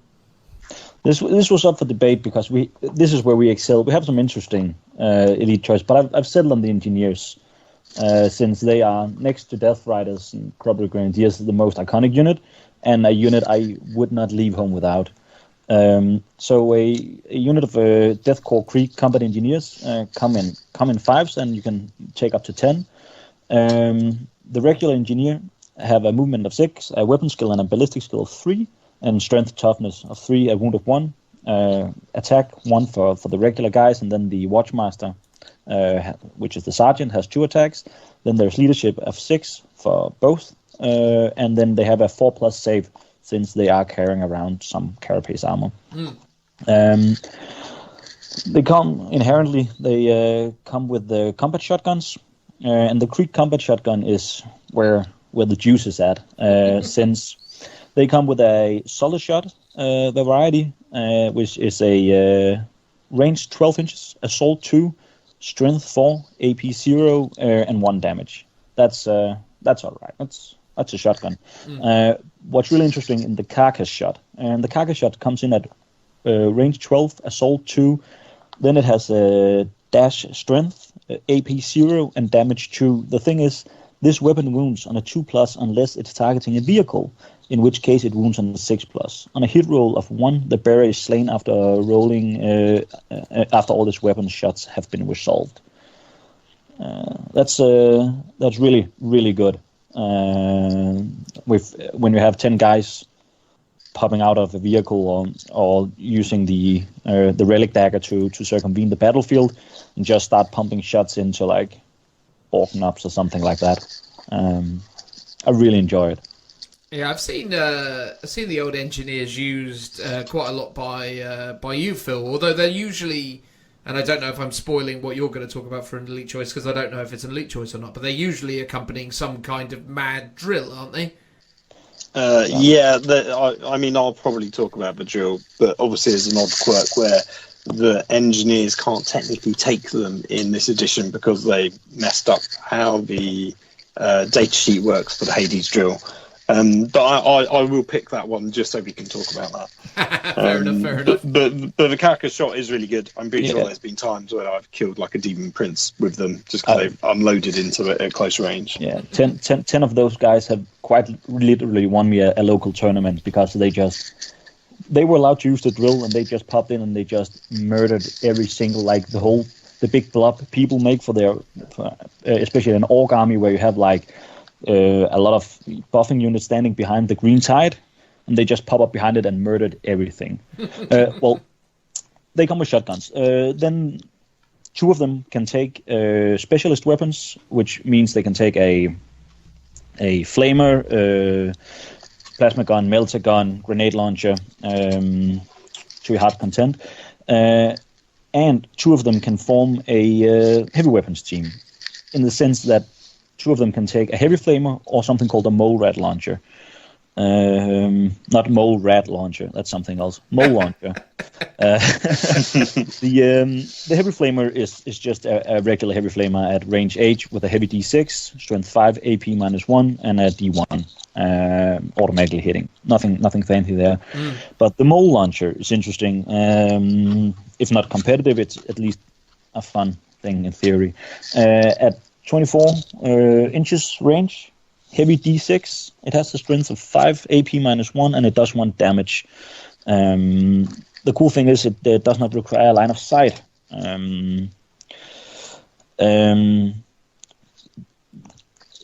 will read the abilities. This weapon does not require line of sight to its target. If this weapon inflicts any unsaved wound on an enemy, that unit cannot advance in its movement phase unless it can fly. So what this is basically a self-propellant drilling grenade. So it's a miniature drill. So you shoot it into the ground or into a thick wall, and you can like remote control it, and it pops up from the ground and blow you to pieces. How many shots was it again? It's just 1 shot. D6. Oh, D6. Oh, wow. Okay. The only thing is, I have personally never played it, and I rarely see people play it because you have shotguns, so you have like really short range. So the mole launcher, it seems more like an objective grabber weapon, like sit on an objective behind a wall and shoot people on the other side. But then you have 8 guys just standing around with shotguns doing nothing. Well, I've run it a few times where I've just taken a 5-man squad, swap out 2 of them for the mole launcher, and you just sit them on an objective in your deployment zone behind a wall. And it's like, you've got them for 24-inch range as a slightly defensive measure, and then you've got 3 guys with shotguns if someone then comes at you. So it's not too bad, but I've literally probably taken them in like 2 or 3 games in all of 8th edition. It's like, it's not that great. It just doesn't synergize with what the engineers are meant to be doing, which is going in a transport, going with a Hades drill, and going off and attacking something. I think I think synergy is the important point there. Is that I think if you said to someone you could take a unit of 3 mole launchers, you probably would, but to take them as an upgrade to a unit that wants to perform a very specific function is always very difficult. I mean, one of the things that I learned very early doors by playing Craftworld Elder was the way that Aspect Warriors functioned, and Aspect Warriors were units that specialised at one thing, and they did it exceptionally well. And that mentality and that kind of unit tailoring is something that I sort of carry through to everything I do. Build a unit to do one specific thing and do it well. I mean, yes, you can have units that are able to do a variety of things, but they tend to all kind of be, geared up for one purpose. Yeah. That weapon is completely out of sync with everything else that unit does. Which is if you move on to, should we? Phil, do you want to say something? I was just going to say, talk about the grenades that they've got, because that's the other good thing. Yeah, that's a natural progression, because like every other Death Korps Krieg infantry, they carry frag grenades and crack grenades. Then the sergeant can carry a melter bomb, which is a standard melter bomb of range 4, grenade 1, strength 8, AP -4, d6 damage, and one single engineer can carry a demolition charge, which I have here. It's a range 6, grenade d6, strength 8, AP -3, damage d3, and it's a one-use thing.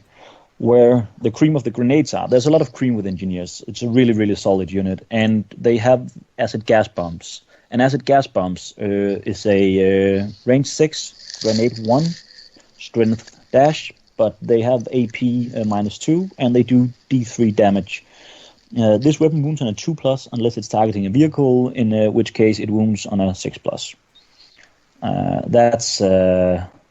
That's a sweet grenade combined with the Grenadier stratagem. You just chuck 10 of these at people, and people just die left and right. What was the range of it again? 6? 6 inches. Yeah, it's super low. It's very rare when I've had a chance to pull that off. Normally, I will do the 12-inch carcass shot instead, because it's of slightly more range, and it's kind of 2 shots rather than that do 2 damage, as opposed to 1 shot that does d3. However, it's got the -2 AP, which makes it better, and the more important thing is you don't kill yourself when you do it. Yeah, exactly. Because basically, if you've got 10 guys, you're rolling 20 shots with the shotgun. So basically, you've got 2 chances of rolling a 1, and you've got no way of re-rolling whatsoever, unless you take someone like Yarrick, which isn't really in the codex, so that's why I don't really consider it. And also he's off doing other stuff. Yarrick is not running around with Krieg. He's chasing Gaskell through the warp, so you can't really take him. But someone who is awfully similar to him could happen to have risen up through the Krieg ranks, right? Definitely. Yes, I mean, you could make a very cool conversion with a Kriegsman with a power claw, for sure. I mean, I've seen plenty of people do, like, Lady Yarrick, so, there's no reason why there can't be Krieg Yarrick as well, right? True. It's probably more realistic in some ways. I think that's one of the interesting dynamics, and one of the things that's always struck me about a lot of this Krieg stuff, the more I sort of talk about it, the more I look at it, is some of the weird options they have that has potential and is circumstantial, but isn't always reliable. And that's one of the things that's sort of, I think, at the root of some of the frustrations I've heard from Phil over the years, is like, they got this really cool thing, but I can never use it, and that's a very interesting dilemma for them, because obviously someone like myself who's used to playing the elves, or someone like Joe, for example, who's working on like Space Marine stuff or whatever. Point is that when you're a Marine player or a more kind of like mainstream army player, there's usually very little redundancy in these units. There's usually what they're designed to do, they do well. And even things like, say, like the Scions, who previously, when they deep struck in, they couldn't rapid fire their guns. They rectified that with the recent Psychic Awakening stuff. So it's interesting to have something so potentially amazing and not be able to do it, But maybe somewhere along the lines they'll rectify that and add some extra thing. Maybe they'll give them a stratagem about being like, I don't know, like, a long bomb or whatever it is, where they double the range of their grenades or something. I don't know. But yeah, super interesting though. Good sounding unit, and definitely got potential for a lot of different variables. And yeah, it's nice to have options, but at the same time, I mean, its core option of coming in and just blowing stuff away with 12-inch shotguns is still pretty amazing, right? I mean, you know. So, Yeah, if you're allowed at tournaments, I haven't been refused to play them with the drill because they sell the engineers with the drill. They have always been able to take the drill, and back in the days when the index first dropped, if you wrote them and said, "Hey, why can't my engineers take a drill?" you got a nice email back where they said, "Yeah, we forgot about that, but it's definitely a mistake." And I just carried that around in my pocket and go like, "So can I use this?" And I haven't been refused so far, and that's just amazing. Because I guess Phil will tell us about the drill, which is, if a little short, pretty amazing. there you go. What is the deal with the drill, Phil? That sort of rhymed, didn't it? That worked. Yeah, It did.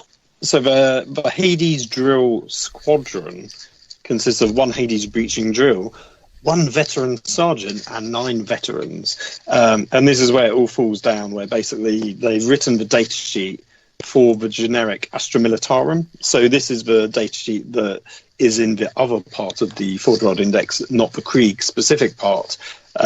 So you get generic veterans that don't have the Krieg regimental keyword, and they're not engineers. They don't have those weapons. They don't have even the same stats. So I'll go through the Hades breaching drill to start off with. It's got a movement of 6, a weapon skill of 3+, a ballistic skill of 4+, a strength of 5, toughness of 7, 7 wounds. It does D6 attacks, which is hit and miss, can be good. Leadership 7 and a 3-up save, because it's a vehicle basically. The veterans have a movement of 6, a weapon skill and a ballistic skill of 4+, which isn't very veteran status. So they're not even good for that reason alone. Like veterans should have a weapon skill and ballistic skill of 3+, and they don't. And that's sort of the downside of why you can't even really count them as engineers. They've got strength and toughness at 3, 1 wound, 1 attack, or 2 if you have a sergeant, leadership 7 and 8, respectively, and a 5-up save. So they don't even have carapace armor. They've got a regular flak armor. So I'm not going to talk about them. We're going to talk about the drill and assume you can take it with the engineers, which is how you're meant to take it. I mean, it does sound like a monumental muck-up where that is taking place. I get why they did it. They didn't want any duplicated data sheets, is how I see it. So they've gone, we'll do it for these guys, and then they sort of forgot to add in a rule or to separate it out. Like, it's almost like it would have been better off if the Hades breaching drill was dedicated transport that could then be taken and you attach a unit to them. But they do normally get written together as in previous editions. I think they were I can't remember if they were 1 unit. I think they had to be together in some way. It probably would have been they would have probably had it listed as a dedicated transport option or something. Has to have a unit attached to it and operate it by being within a certain distance of it. The best version of the Hades breaching drill was the revised Siege of Rex. That was mental because you got an invulnerable save, because you could do a 12-inch move underground, so avoiding terrain and people, and you could pop up anywhere. And whenever you did that, you got an invulnerable, like a 4-up invuln save, I think it was, for the men and the vehicle, which was insanely good. And then the drill got an invulnerable save in combat as well because of the whirring drills. Yeah. The drill itself is armed with a melter cutter drill. So it's a melee weapon. It is strength times 2, so from 5 times that becomes 10. It's -4 AP, D3 damage. Sorry, losing my place. So D3 damage. When you make an attack against a vehicle, roll D6 for damage instead of D3. So it's D6 attacks, and D6 damage against vehicles, or D3 otherwise. So it's quite a good, like, tough unit. Like a good elite killer or vehicle killer, or against aggressors, it would sort of make mincemeat of them. Hitting on freeze, so not too bad. It's got a few special rules though. So fortification breacher, when attacking a building, change the Hades breaching drill attack to 2d6 and the damage of the melter cutter to d6. which is odd because all buildings have a vehicle keyword. So it didn't actually need to put that in there, but it basically gains 2d6 tax instead of d6 tax, which is sort of what I think it should be doing against vehicles, because that's sort of what most people would use it. It also has subterranean assaults, which is basically deep strike. So you can place it 9 inches away from enemy models, and then it's also got separate orders. The first time this unit is set up, the Hades Breaching Drill Squadron must be deployed as a single group, with each model within 2 inches of at least one other model from their unit. From that point on, the Hades Breaching Drill operates independently from a unit of veterans and are treated as separate units for rules purposes. And it does have Wearing Blade still. The Hades Breaching Drill has a 4+ invulnerable save in the fight phase. Nice. So the invuln save's pretty cool. If you can get into combat, you can only come in via deep strike, because it must be deployed. Actually, first time is set up. Yeah, it must be deployed as. It says it must be deployed as a single group. Subterranean assault. During deployment, you can set this unit up underground instead of placing it on the battlefield. Oh, so interestingly, and I don't think I've ever played this except maybe once, where I've played it actually on the table. So it's interestingly, because it used to always be you had to deploy by deep strike. Interestingly, you can do it as an option now. But yeah, I mean, it's sort of like a failed unit where the rules aren't as good as they used to be. You technically can't take it with engineers, and the times I have done, it tends not to be very good because you always fail your charge, or it's very difficult to get the charge off, because there's no way of re-rolling that other than through a command point re-roll. Yeah, I mean, we've talked about the drill a couple of times. I feel like we actually did a segment a long time ago where we talked about issues with this particular unit. So without wanting to kind of retread old ground, I do sort of find like there are certain elements to this vehicle, to this rule set, that doesn't quite instill the level of awesomeness that it probably could contain. But I think that's indicative of the fact that they didn't actually get around to writing specific stratagems for the Krieg. And I do also think that was obviously during the index period of 8th edition, where everything was a little bland. So if they do ever get around to coming up with a series of stratagems for the Krieg, or doing a new codex for the Krieg, I do think this will see incredible improvements. But I do feel like there should be some kind of AoE effect with this thing emerging near like terrain features. So like the idea that it comes up and then causes like a ruin within like 3 inches of where it arrives to become structurally unstable, thus doing mortal wounds to everything on the ruin or something would be really cool. Well, interestingly, that is a rule I submitted to Forge World like 2 years ago. I gave them a massive load of feedback from myself and the Facebook group about the Krieg, and I gave them a load of suggestions, and one of them was a sapper ability. So it's like you pop this unit up and the engineers have sapped a building nearby, so it's like pick a ruin or terrain piece, you basically got to like emergency disembark all of those units, so on a roll of 1 a model either dies or takes a mortal wound or something. Crikey. Because the whole idea is you've blown that building up, or you've made it structurally unsound. So there could be some good things about it if they did those sort of stratagem level. If you think about the termite drill, like that is crazy deadly in close combat. Admittedly, it's a much bigger drill, but it's got that kind of Vindicare style, mortal wound on a 3 up, 4 up, 5 up sort of thing. Or their one is, I think it's like you get to keep attacking until the thing's dead, or you somehow fail a roll. It's incredibly powerful, and it's like it doesn't maybe need to be that level, but it needs to be somewhere in between where it's at and where it should be, or where that is. No, I totally agree. I think that's the thing, isn't it? It's like it's a weird unit anyway, though, right? Because predominantly this was one of those weird models. Wasn't it mostly designed with Zone Mortalis in mind when it came into existence? No, I don't. Because it had very weird Zone Mortalis rules for a while, didn't it?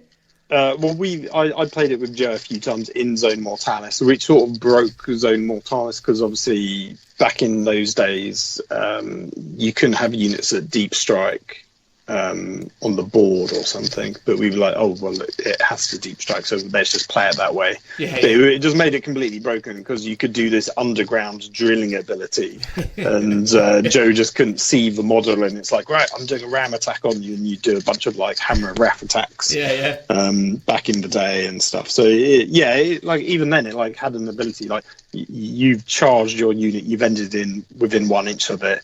Do a bunch of mortal wounds on that target unit. Like that's the sort of thing it should be able to do. It's interesting, isn't it? And I think that's the thing with that unit is that it always feels like it should be cooler than it is currently, and it always used to be cool. And I sincerely hope that it will become cool again. I think it's still there's something still instinctively awesome about it, but obviously, a little bit of extra, TLC from a rules writing perspective will go a long way. And I think that is at the core of, I think, what a lot of people are hoping for who are Krieg fans is that level of, extra detail and codexes and so on and so forth. I mean, who knows, right? I mean, they're doing a series of reveals on Saturday, the day this episode goes out. Who knows, Phil? Maybe Saturday's the day where...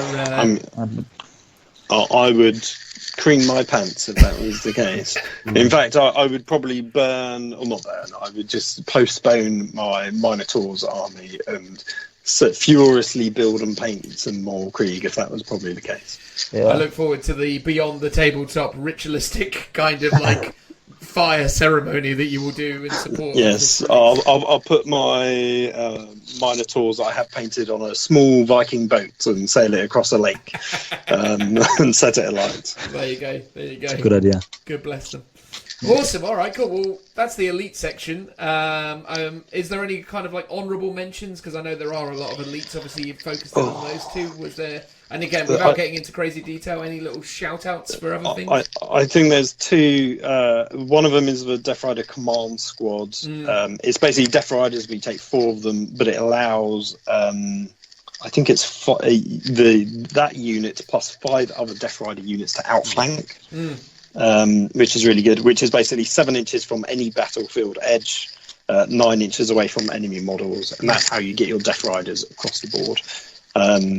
And then the Quartermaster Cadre is quite good, but not very good, where you get a 6-up feel no pain, basically, on units, infantry and cavalry units within 6 inches of the Quartermaster Cadre units. Gotcha. Yeah, and then you also get the Medipack ability. Which is to like heal one model, bring one model back. Yeah. Cool, man. We talked about this earlier because it's not something you often see because you usually have like you want this guy close to a lot of infantry, and usually when you play like regular tournaments and stuff like that, you have your units all over the place. But in a setup, either playing some narrative or just if you make like an all-out infantry army, just chugging your Gorgon full of infantry and Venner and his command squad, this guy could easily fit in, and you would have like a huge blob of guys just stabbing away like there was no tomorrow with the bayonets, and then have him buffing them. How much he would actually do?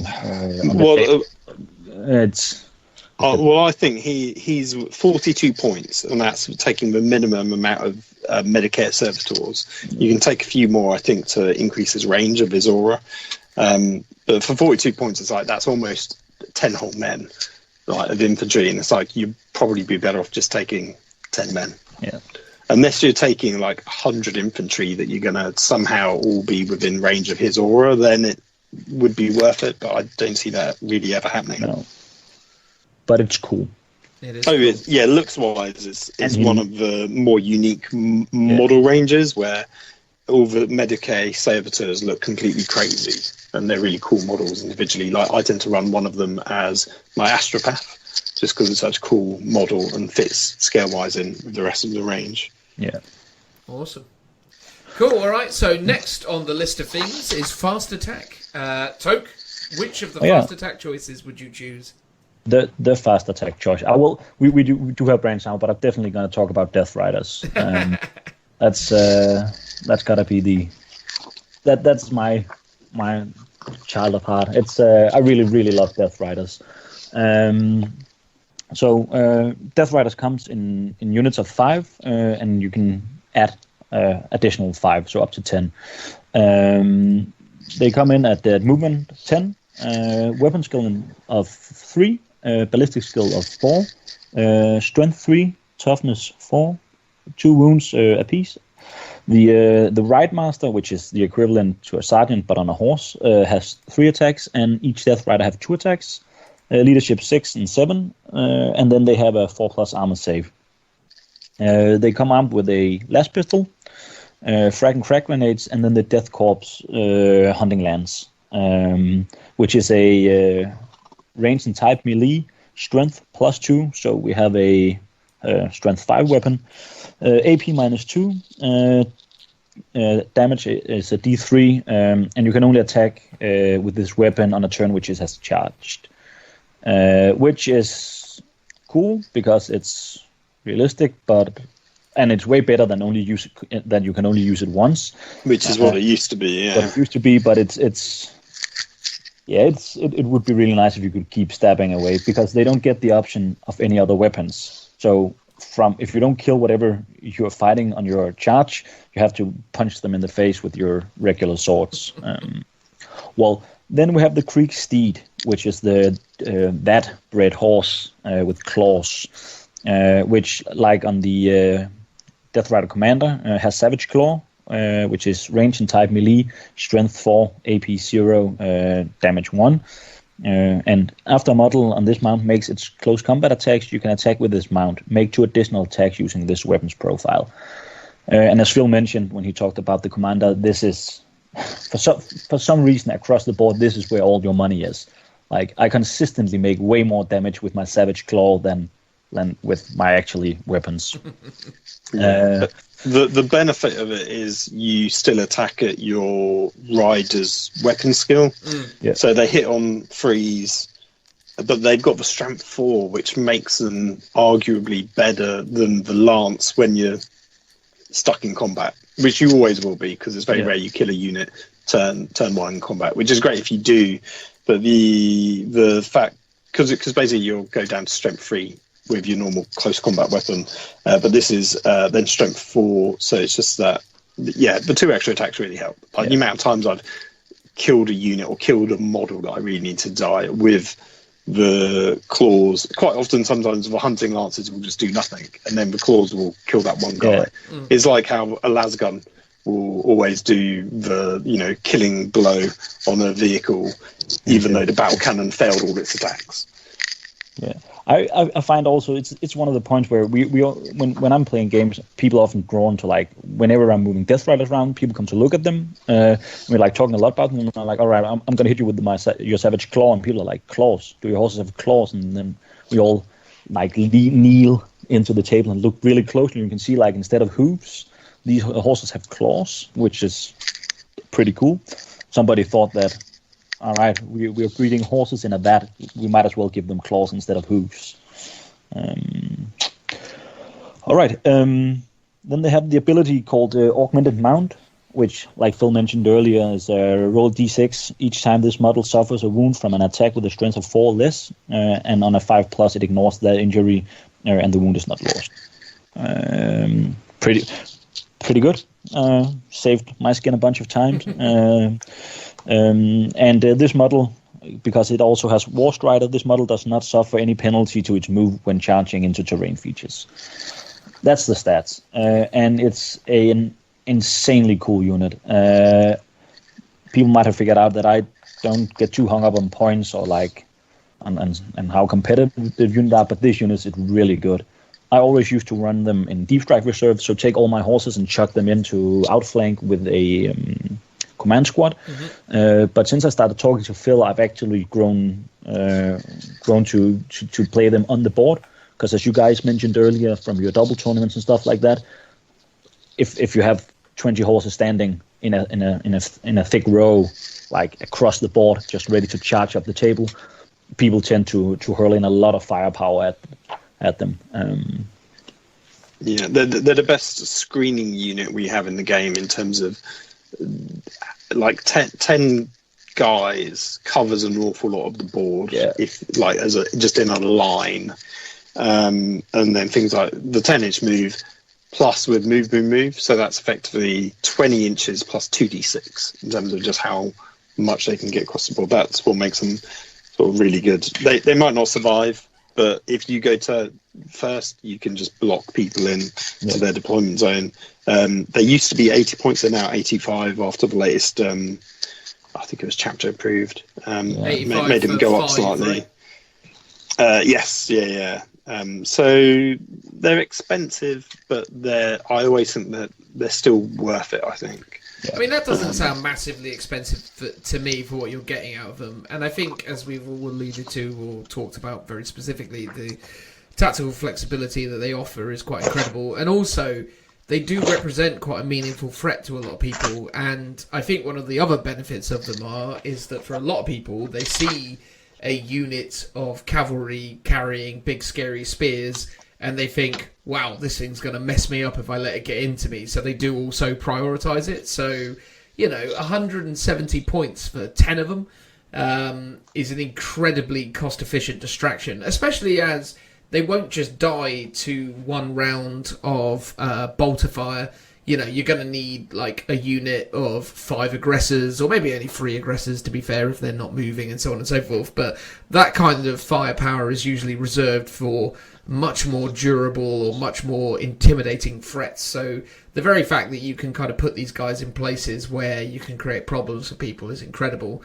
And the fact that obviously as well you can use them to screen certain areas of the board, because one of the weird things about obviously cavalry is they're one of those weird keywords that very few things can kind of interact with specifically, so getting around them is actually quite difficult. Because like some things like infantry, like you could step over an infantry model, but you might not be able to step over a cavalry model. So that gets very interesting as well, and adds a lot of flavour to how that unit operates and works. So yeah, it's cool. Yeah.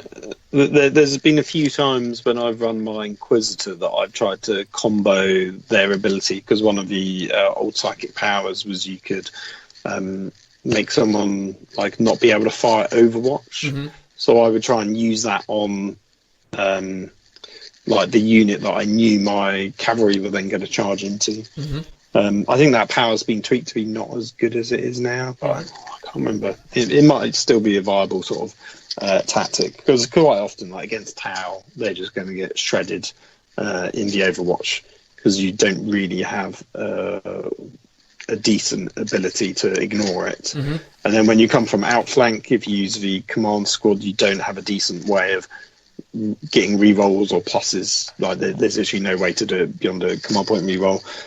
So it's almost like if you do it via outflank, you just need like a weight of numbers, and you need just outflank a bunch of units. So take lots of small units of 5 so you can fit them all in, because units of 10 is sort of like a bit of a waste. Mm-hmm.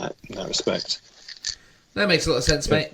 Makes a lot of sense. I think it's, as Toke has already said, it's such an iconic Krieg unit, but it's also, there are some tricks that you can do with it and things that make it quite interesting. And I'm a big fan of having that tactical flexibility in the unit. And obviously as well, they can just get stuck in and be a real pain to a lot of people. I've seen that happen on many an occasion where these guys have just got stuck in and absolutely causing a ruckus. Although equally, I've seen them try and charge things like Devastator squads and get beaten up by the Devastator squad, which is, so it's ebbs and flows, I suppose. Yeah, I think my best use of them was at the last Snow Retreat, where I charged them into, I think it was like a 5-man squad of Primaris. This guy called Nick, who's got these lovely Raptors, and I killed like 4 or 5 of them. Maybe it was a 10-man squad. I killed like 4 or 5 of them, which is like an unheard of number of Marines to actually kill, which doesn't seem like a lot, but actually I think that would have been a 5-man squad. That was like really good. Yeah. No, that's incredible. Man. It's one of those units that's you always have fond memories of. Like you always remember what they did at a tournament or at a specific game. Like they always bring bring good fun. Yeah. I just checked the Inquisitor, and it seems like you can still do the Terrify. If manifested, select one enemy unit within 18 inches of the visible Psyker until the start of your next Psychic phase. Subtract 1 from leadership characteristics of the models, and the unit cannot fire Overwatch. Yeah. So you could still. I looked at him in the Auto Malice Inquisitor and Terminator armor because I reckon he can deep strike in, or teleport strike in, and then have him plop in with my horses. But I just decided to buy more horses instead of being cheap. Sure. Awesome. All right, cool. Is there any other fast attack to talk about? I mean, the other one that I tend to run is Hellhounds. But that's a generic Astra Militarum unit. No, I mean, all I will say is take the Inferno Cannon, take Heavy Flame on the whole, and then take Track Guards. Yeah. So Track Guards is you don't suffer the movement reduction when your profile degrades. So they're quite useful. A bit like the Death Riders, the unit that someone's going to try and prioritise. But yeah, that's it really. Brilliant. Cool. All right then. Moving on to heavy support. Do you guys have any dedicated heavy support choices you want to highlight? Oh, definitely. We actually have a none that are Krieg specifically, but we have access to a lot. Well, we got two that are Krieg specific, which is the Krieg Heavy Weapons Squad, and then the Krieg Mars Alpha Lehman Russ. But the Heavy Weapons Squad is just like a regular Heavy Weapons Squad with Death Korps keyword, and then immediately they get access to the twin heavy stopper. Yeah. But it's. I would like rather talk about some of the artillery pieces. Go on then. Let's talk about an artillery piece. Anyone in particular? Yeah, I really favor the Thought Gun, which is the. It has a more fancy name, the Heavy Quad Launcher Battery. Oh, didn't that used to be really good in 7th edition? Oh, it was so good in 7th edition. Yeah, it's one of those things that when you look at the rules, it's like it sounds kind of good, but then it's not so good. But I keep using them anyways. I'll run through the stats really quickly. So the Heavy Quad Launch Battery consists of a crew of 3 men, there are 3 operators, and you can add up to 3 more. Then you have the Heavy Quad Launcher itself, which is a movement of 0. Weapon skill none, ballistic skill 4+, strength 4, toughness 7, 6 wounds, 0 attacks, leadership 7, and a save of 4+. And they can be taken in units up to 3. All right. The Heavy Quad Launcher has a range of 48 inches, heavy 4d6. Strength 5, AP 0, damage 1. This weapon can target units that are not visible to the bearer. So that's it's not like strength 5 is all right. It really suffers from no AP minus. That would do it a lot of good. But still pretty solid. Of abilities, it has the artillery. A heavy quad launcher can only fire to ranged weapon if a friendly regimental guardsman crew is within 3 inches. A single guardsman crew model cannot operate multiple heavy quad launchers in this way in a single turn. If all of the guardsman crew within 6 of a heavy quad launcher are slain, immediately shuts down and are removed from play. This is one of the tricky things where you have 3 guys standing around a quad launcher, and they have to be near it. But if you have 3 quad launchers standing real close to each other, and one crew gets slain, you can technically, as I understand it, operate it with one of the guys from the other crew. Yeah, isn't that right, Phil? Yeah. Yeah, because all the crew become one big unit. Yeah. So if you take 3 quad launchers, the 3, am I right in thinking the 3 quad launchers become 1 unit, and then the crew become 1 unit. At least something like that. Anyways, when you deploy it, you deploy the artillery cannon, so the quad launcher, and its crew as a single unit, but from deployment and there on out, they are two separate things. So they can fire their own las guns and stuff like that. Fun thing is they don't come equipped with crack grenades. They only have frag grenades, but that's a minor thing. And the unit explodes. So on a 6+, it explodes, and each unit within 6 inches suffers D3 mortal wounds. It's one of the more iconic units, at least in my opinion. Is it good? I like it. I've played a lot of Orcs and Tyranids where it's done loads of work, like just churned through hordes. I know a lot of people favor the regular mortar squads over it. But this is rule of cool. I'll bring this over mortars any day. I don't know, Phil. You I don't think you use them that much, do you?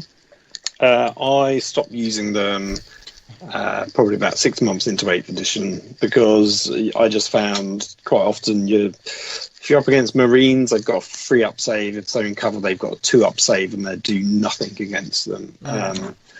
And there's just a lot of stuff that get a cover save, like even. Even got a guardsman, or you can easily get a chaff unit getting a 4 or 3-up save, in which case the weight of fire of this isn't going to be as good as it should be. I think the 4d6 can be great, but it's very inconsistent. My on paper preference would be to build a bunch of twin heavy stubber units, which are the heavy weapons teams, just because they do so many more shots, like a consistent rate, because it's like a fixed number, which I think is slightly beats the quad launcher. Obviously, the quad launcher is an artillery piece, so it's got a better toughness and stuff, and can fire indirectly, which is a benefit, because quite often in games you do get stuck against it, a unit stuck on an objective, behind line of sight blocking terrain, and you can't shift them for love nor money. My personal preference would be the Colossus Bombard. That's my new go-to unit, I think, for that kind of long-range artillery piece. Was there anything else you wanted to say on the quad mortar? I think I sort of had a thing, but it slipped my mind. That's fair enough. I mean, from my side of things, the quad mortar is, I'm with Phil. It's one of those weapons that is very iconic to the Krieg, because it's very much of the Forge World range. Its old rules used to be really janky, and it used to be really funny because it used to do 7 small blasts. Wasn't it 7, Phil? No, I think it was still four blast templates, but you had to. They daisy chained, so you rolled the scatter dice for the first one. Yeah. And if you had line of sight, you could reduce it down by your ballistic seal to make it a bit more accurate. And then after that, every other one, you rolled the scatter dice, but from that template. Yeah, it used to be. But they had to be touching and overlapping. Yeah, so you they would always flipped it around. Yeah, so you flipped it around. So, amazing against hordes or a unit that had just deep striked in, because they had to do that weird sort of daisy chaining bit in a circle pattern. So they'd all be clumped up. So you could be really good and get loads of models under that. Yeah. And the way the old AP rules used to work, I think they did slightly better. I don't remember if they had AP or not. I think it was an AP5 mortar, which meant that Orcs didn't get saves against it. Yes, yeah. So I think that might have been it. Yeah. So it had AP, but against like t-shirt save stuff. Yeah. But now it just doesn't have anything at all. In fact, actually, it might have just been AP6, but even then you didn't get saves against cultists or gaunts or things of that nature, which it was super good against.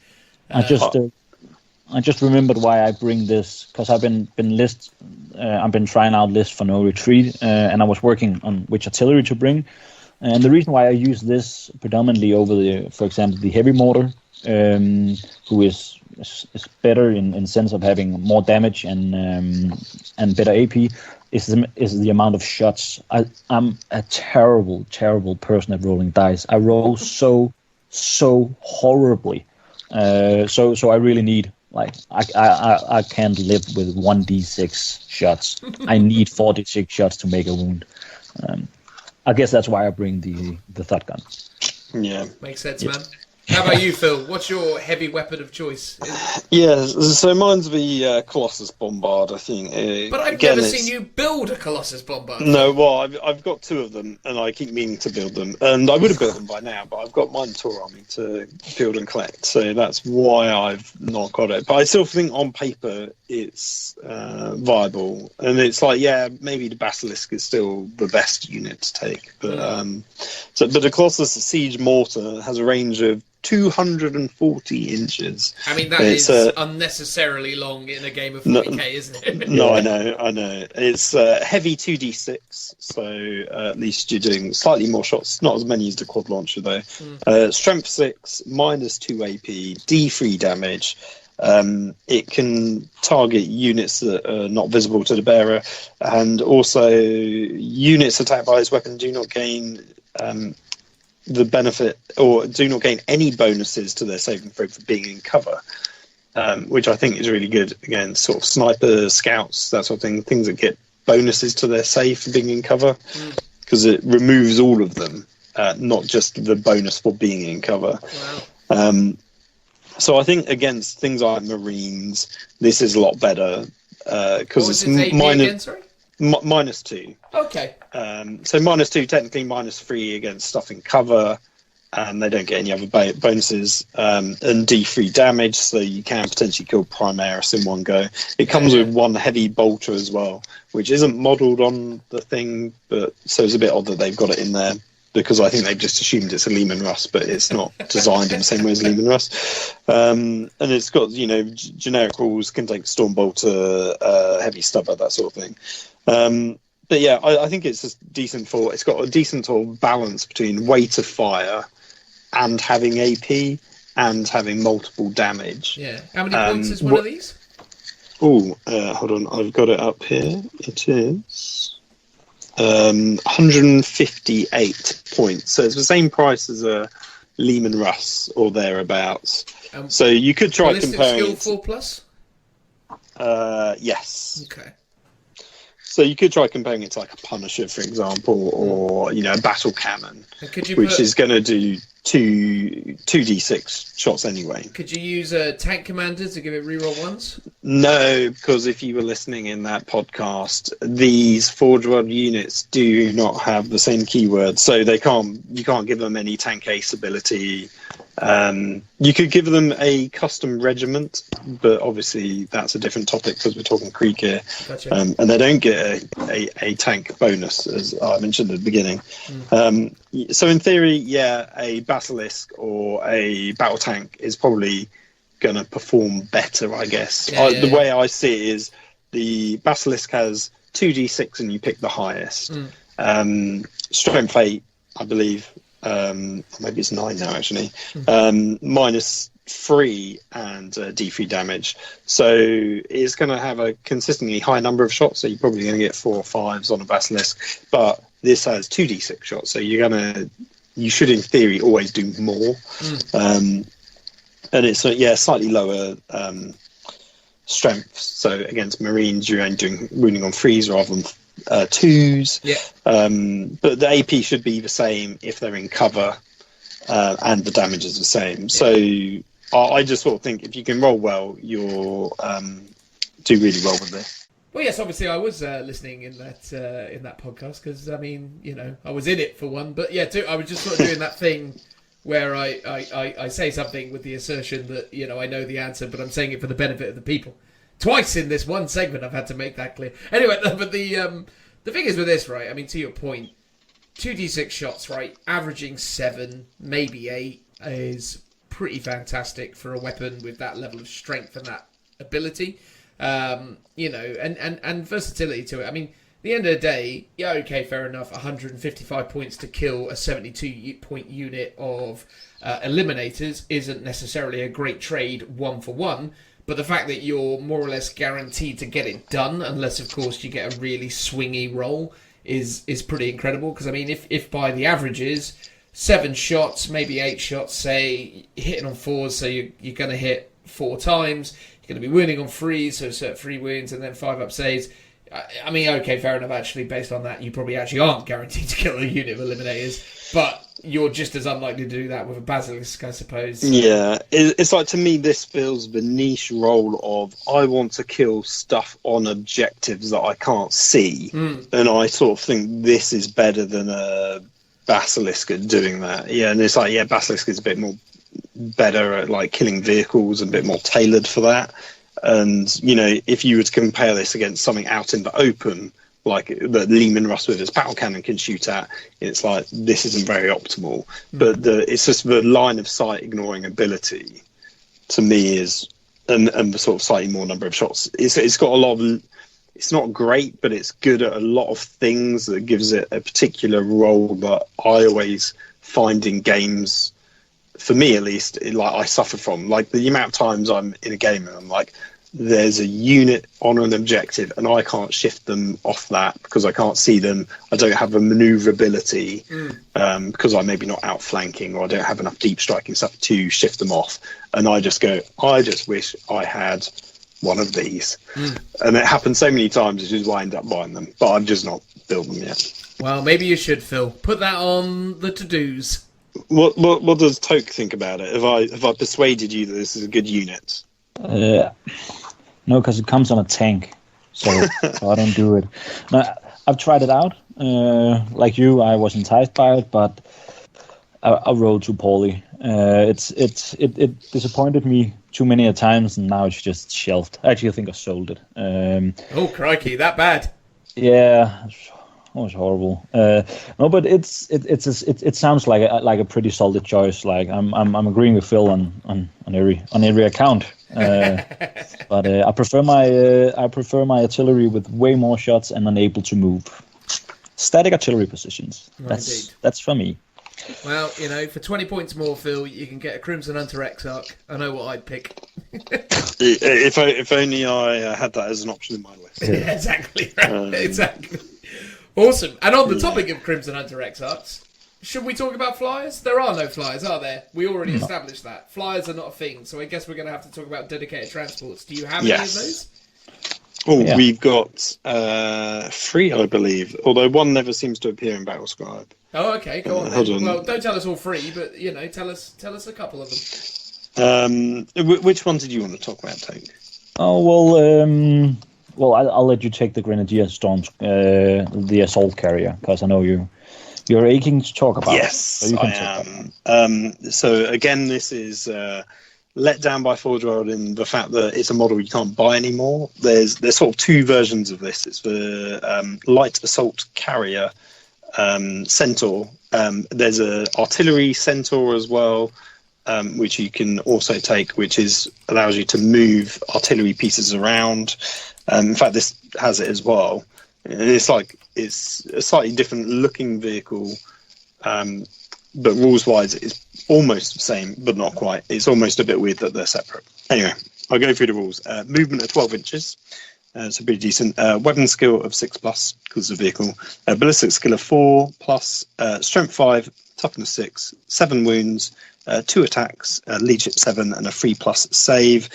And it's equipped with 2 heavy stubbers. Heavy stubbers, range 36, heavy 3, strength 4, no AP, 1 damage. It could also be equipped with a hunter killer missile. It's got a couple of abilities. So for transport capabilities, it can take 5 Astra Militarum infantry. Each heavy weapon team, a veteran heavy weapon team, takes the space of 2 other models, and each Ogren takes the space of 3 other models. So interestingly, that even though this is specifically for Krieg, it clearly knows that you can take Ogrens in your army. It's got a couple of abilities. So it's got Artillery Tractor. If this model starts its move within 1 inches of a friendly Astra Militarum artillery model, it may choose to tow it, so long as neither the model nor the artillery model is within an inch of an enemy model. If it does, this model immediately makes a move of 12 inches. The artillery model is in place anywhere within 1 inches of this model, which is the centaur, and no other part of the artillery model may be moved more than 12 inches from where it started. An artillery model that has been towed may not fire any of its weapons during the shooting phase of the same turn. So a really fun thematic way of moving your immobile artillery, but ultimately you're never going to use this in a game because it means you can't fire your weapons. It obviously explodes on a 6-up when it's reduced to 0 wounds, and any unit within 6 inches suffers 1 mortal wound. It's got smoke launchers, which means you can forego your shooting and you can subtract 1 from hit rolls made against it. And then the whole reason why you take this is it's got the Assault Team Transport special rule. If this unit is set up at the start of a game with a Death Korps Grenadier Storm Squad within it, at the start of the first battle round, but before the first turn begins, you can move this unit up to 9 inches. It cannot end this move within 9 inches of any enemy models. If both players have units that can do this, the player who's taking the first turn moves their units first. So basically, you get to do a 9-inch pre-game move with this unit, but you have to have Grenadiers inside it, which is sort of a good combo for taking Grenadiers over Scions. Gives you some nice mobility and screening. That's kind of it, really. Nice. It sounds cool, man.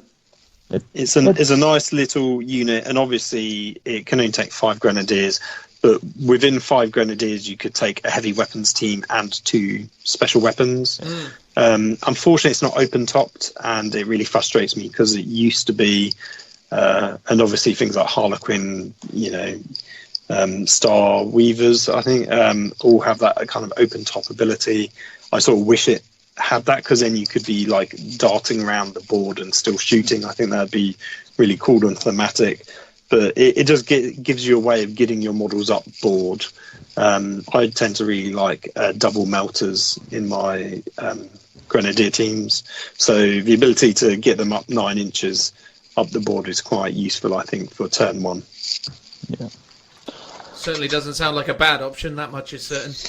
If only they were around.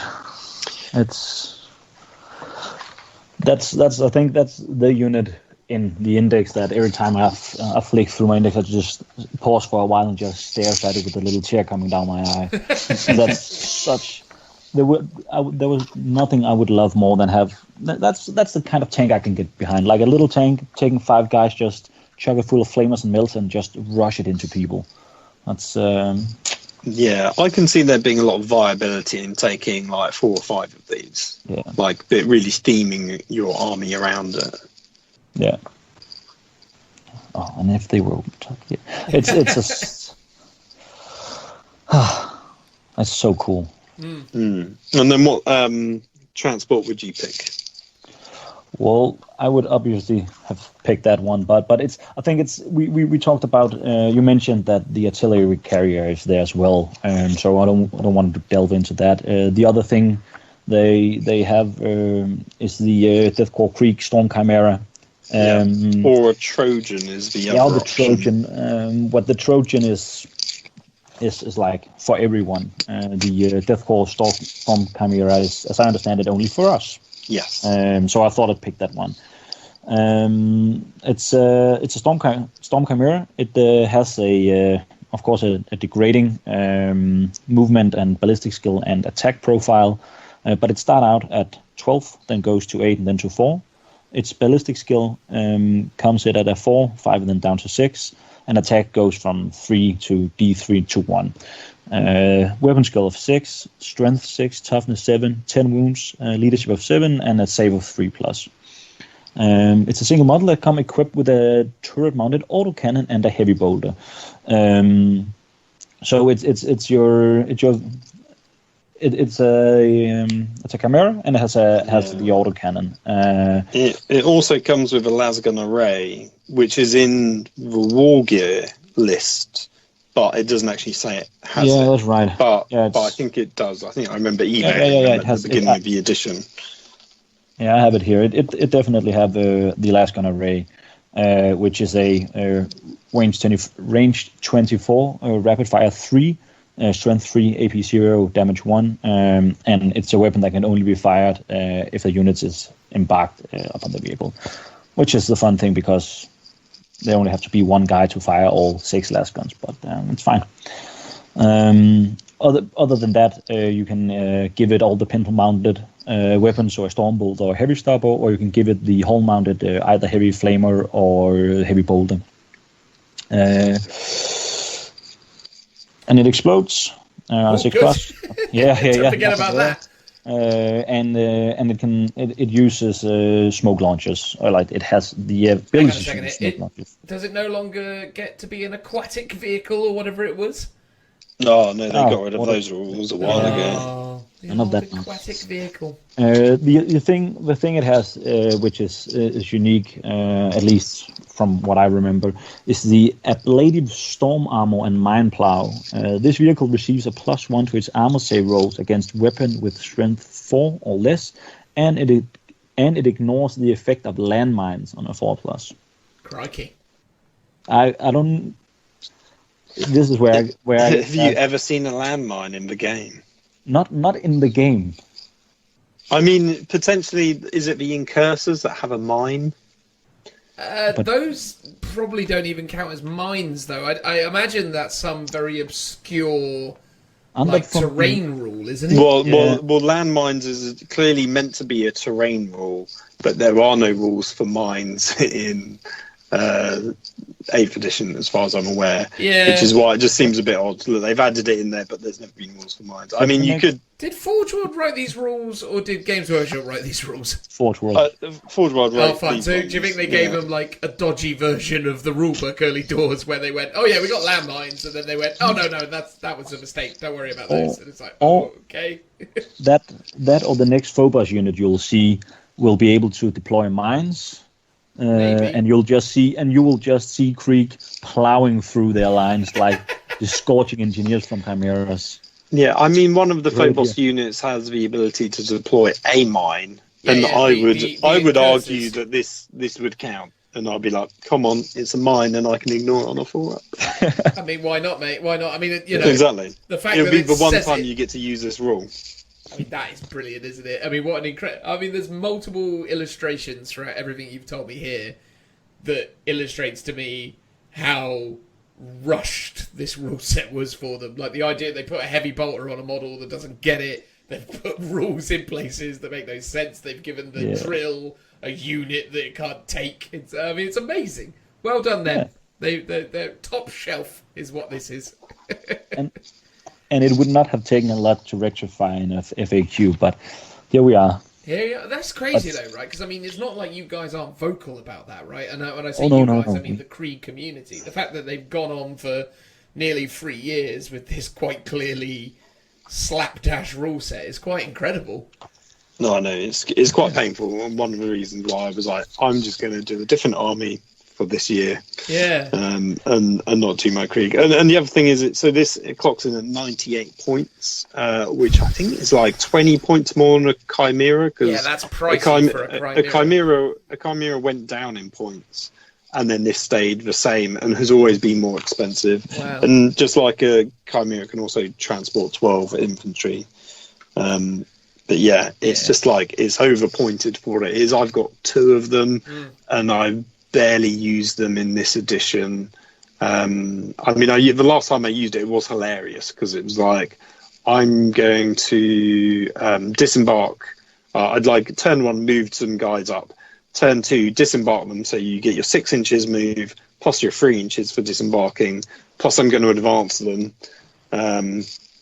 So that's 6, 7, so 9 inches plus d6. And then I did move on them, and they like slingshotted themselves across the board onto an objective, much to the ire of my opponents. I mean, that's the thing. Transports are always useful, but not at nearly 100 points for that level of functionality. Like, I just think, that's a shame. Because I think a Rhino comes in at like 67 points. Yeah, I mean, if it was around that sort of point, should be like, okay, that's viable. It's going to keep that squad alive for like the turn or 2 that it needs to be. And, this is an ideal transport for like engineers or grenadiers. So especially the engineers where you probably want the weight of fire with those shotguns, and they've only got 12-inch range, so you need to get them in close combat. So that's where they would combo well with. But it's just so expensive. It's like not worth it. Yeah, it doesn't make sense to me. I think the thing is the power of the Krieg is their mass infantry and their ignoring leadership situation, and then obviously their artillery and their really aggressive kind of fast attack Death Rider units and so on. I think those synergies are quite nice, where you're getting Death Riders going forwards, hordes of infantry holding down the mid-table while the cannons are firing overhead. I think that thematically, but also from a gameplay perspective, is their core kind of discipline and approach to winning games. And I think that's how that works. The minute you start saying to me, "Oh, I'm going to take a bunch of Krieg in transports," I'd be like, it just sort of feels like to do it right, you've probably got to do about 4 of these things, and then 400 points worth of these things is just not worth it. Okay, fair enough. It's actually 380 odd, but still. But I mean, if you're doing that, you'll be like, I'll just take a Gorgon for that price, and you can take 50 guys. I think that's sort of like how thematically mass infantry goes in the Gorgon. Elite units like Grenadiers that are storming a breach go in the Storm Chimera. Thematically, you shouldn't have regular infantry inside the Storm Chimera, because they would go en masse in the Gorgon, basically. Well, you've talked about the Gorgon, so it seems only appropriate that we move on to the Lord of War segment, where you talk about the Gorgon. So the Gorgon, or the something or other chassis, Macarius chassis, which makes a bunch of different Lords of War, correct? Yes. So let's talk about the Gorgon first, and then obviously just branch out into all the other different variables, and wrap up this what has probably now become the longest single segment in Lookout Sir 40k history. And well deserved. Well deserved. I mean, we've been holding it off for 2 years. We may as well have made it the longest segment in our entire podcast history. So, because you know what will happen? We'll do this. It'll come out on Saturday, and then that's when they announce a new index for the Krieg, which is when this all completely is null and void. So, but maybe this is a good bookend for the 8th edition Krieg index. It will be invalidated immediately. We have done it for the good of the Krieg, you see, because if we hadn't have done this, there would have been no way that they would have announced a new Krieg book on Saturday. But if it has occurred, it's mostly because of us, I feel. Oh, of course. There we go. So anyway, the Macarius pattern thing and its Gorgon variant. Please, Toke, what's that all about? So I'm going to start off with the Gorgon, which is like with a lot of the Astra Militarum super heavies is a version of a chassis that carries a lot of different build. The Gorgon heavy transporter specifically is a unit intended to carry a lot of infantry.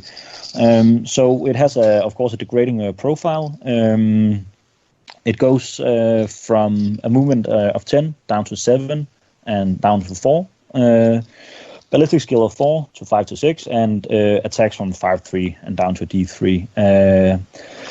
So it has a weapon skill of 5. It just has a strength 9 and a toughness of 8. It carries 30 wounds, so it can take a punch. I think it's the highest amount of wounds in an Astra Militarum vehicle. Yeah, I reckon you might be right. Yeah, I can only think of. I think the Space Marine Mastodon has 30 wounds.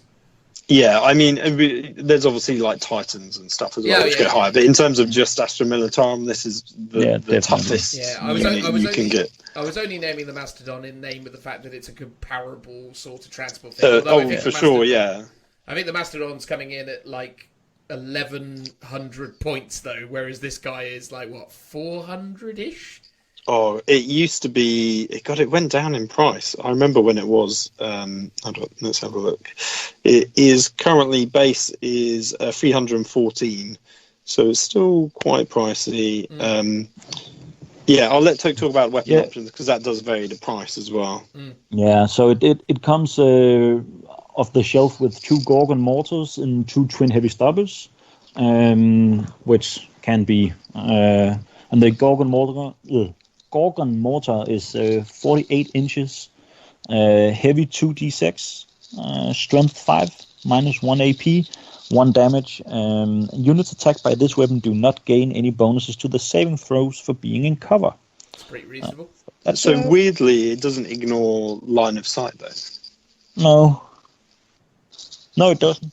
But it basically, you get 2 of them. So you do 4d6. It's like a better version of the thud gun. A better version of the thud gun for But 400 attached to a points. tank. Well, but plus it can. I mean, in terms of just those weapon profiles, it's comparable. Yeah. Yeah. Well, it can then replace both of its Gorgon's mortars with either 4 heavy bolters, 4 heavy flamers, or 4 heavy stoppers. So you can put on like quite a lot of dagger on it. Would you ever put heavy stubbers on it? If you want to keep costs down, you would. But it comes with 2 twin heavy stubbers as well. So you can't swap those out. Yeah. I mean, if you're going to change it, I mean, well, I don't know. I mean, obviously, if the heavy stubbers are dirt cheap, then fine. But I mean, if you're making that base investment, I mean, if you're going to go for anything, you're probably going to either go. Well, I think the mortar sounds good, but I think you're going to go heavy bolter, right? If you're going to change it to anything else. I would go with the Gorgon mortar because they sound cool, they look cool. Exactly. But I think really, a Gorgon, for God's sake. I mean, why not take the Gorgon mortar? Exactly, but I definitely feel you when you say heavy bolters. I like heavy bolters a lot, and it wouldn't be too shabby having a couple of those blasting away. Interestingly, the Gorgon mortar costs no points. So you don't get a discount for taking the sponson weapons of like the bolt or the flamer. So it's arguably more expensive to take those extra sponson weapons. Oh, fine, then stick with the mortar. Stick with the Yeah, exactly. for sure. Obviously, it explodes. If you manage to kill it on a 6+, it explodes, and within 2 d6 inches, everyone suffers d6 mortal wounds. Which is huge. It's a huge boom. Then it has the next nice thing it has is like heavy armored prow. This model has a 5+ invul save against shooting attacks, which is I think underwhelming considering what it is. It used to be a 4+, and then it's gone up to a 5+. But again, it's like I think the only Astra Militarum vehicle with an invul save. Yeah. Admittedly, though, it's still not good enough to keep it alive long. No, I feel like it's a giant adamantium prow, like it's massive, but it is what it is. Them's the rules. Carries around smoke launchers, if you feel that, and then it's a steel behemoth. So this model can fall back in the movement phase and still shoot and or charge during its turn. It can also still fire its weapons if enemy units are within 1 inch of it, but only if its heavy bolters or flamers can target units that are within 1 inch of it. Its other guns must target other units. In addition, this model only gains a bonus to its save in cover if at least half of the model is obscured from the bearer. All right. So that's the regular Baneblade rule as well, which is nice. Yeah, and that's... and then you got the transport. Yeah, then you obviously have what you chose this unit for. This model can transport 50 Astra Militarum infantry models. Each heavy weapons team or veteran heavy weapons team takes a space of 2 other models, and each Ogren takes a space of 3 other models. So this is why you chose this. It's to chug it full of 40 infantry guys and an assortment of buffing units, and then just ram it into the face of your opponent and just disgorge bayonets into people. I looked in. Honestly, I've seen Phil's on Instagram, which is amazing, and I'm sort of really tempted to buy one and paint one, but it's like one thing. It's pricey. It costs a lot of money and it takes a lot of time to paint, and I have a really hard time seeing how it actually plays on the table. I mean, when it's fully, so it costs 314 base, and Oh, you can give it a super heavy tank case though ability, which could be quite cool. But if you load it up with the infantry and like bog standard infantry, you're looking at over 500 points. Even more if you do like engineers or grenadiers or officers and stuff. So if you've got a unit that's well over 500 points, your opponent just targets it and like fires everything at it. And I mean, I've only played it maybe 7 or 8 games. Most of them were at the original No Retreat that I went to. It very rarely survived past turn 1, let alone turn 2. Sounds to me like you're not taking enough of them, Phil. It sounds to me like you need 2. Well, do you know what? I think 2 would be great. That would be your army. It'd be 2 Gorgons with a bunch of infantry inside. Again, makes it more viable, but potentially you're losing. Because what happens, I find, is even if you don't get it destroyed, it gets degraded down to its lowest profile quite quickly, and then you're only moving 4 inches. Yeah. At that point, you're stuck in your deployment zone, and you'd be like, I've just got to now disembark everyone. Yeah, but as you said before, though, right, you're moving 9 inches plus D6 plus all the advances and stuff, so you can still get that massive sweep across the table. Plus, also, if you go first, I mean, just basically just going and just trundling these 2 massive tanks into the middle of the board. And then, because obviously if your opponent kills those tanks, fine, but then your entire army just spews into the mid-table. I know, assuming they haven't tried to wrap your vehicle, which is doable. I mean, it's a big model. Like, that's the thing, it's bigger than most of the super heavies. It's like longer than a Baneblade. I think it's a bit thinner, but yeah, it's a big model.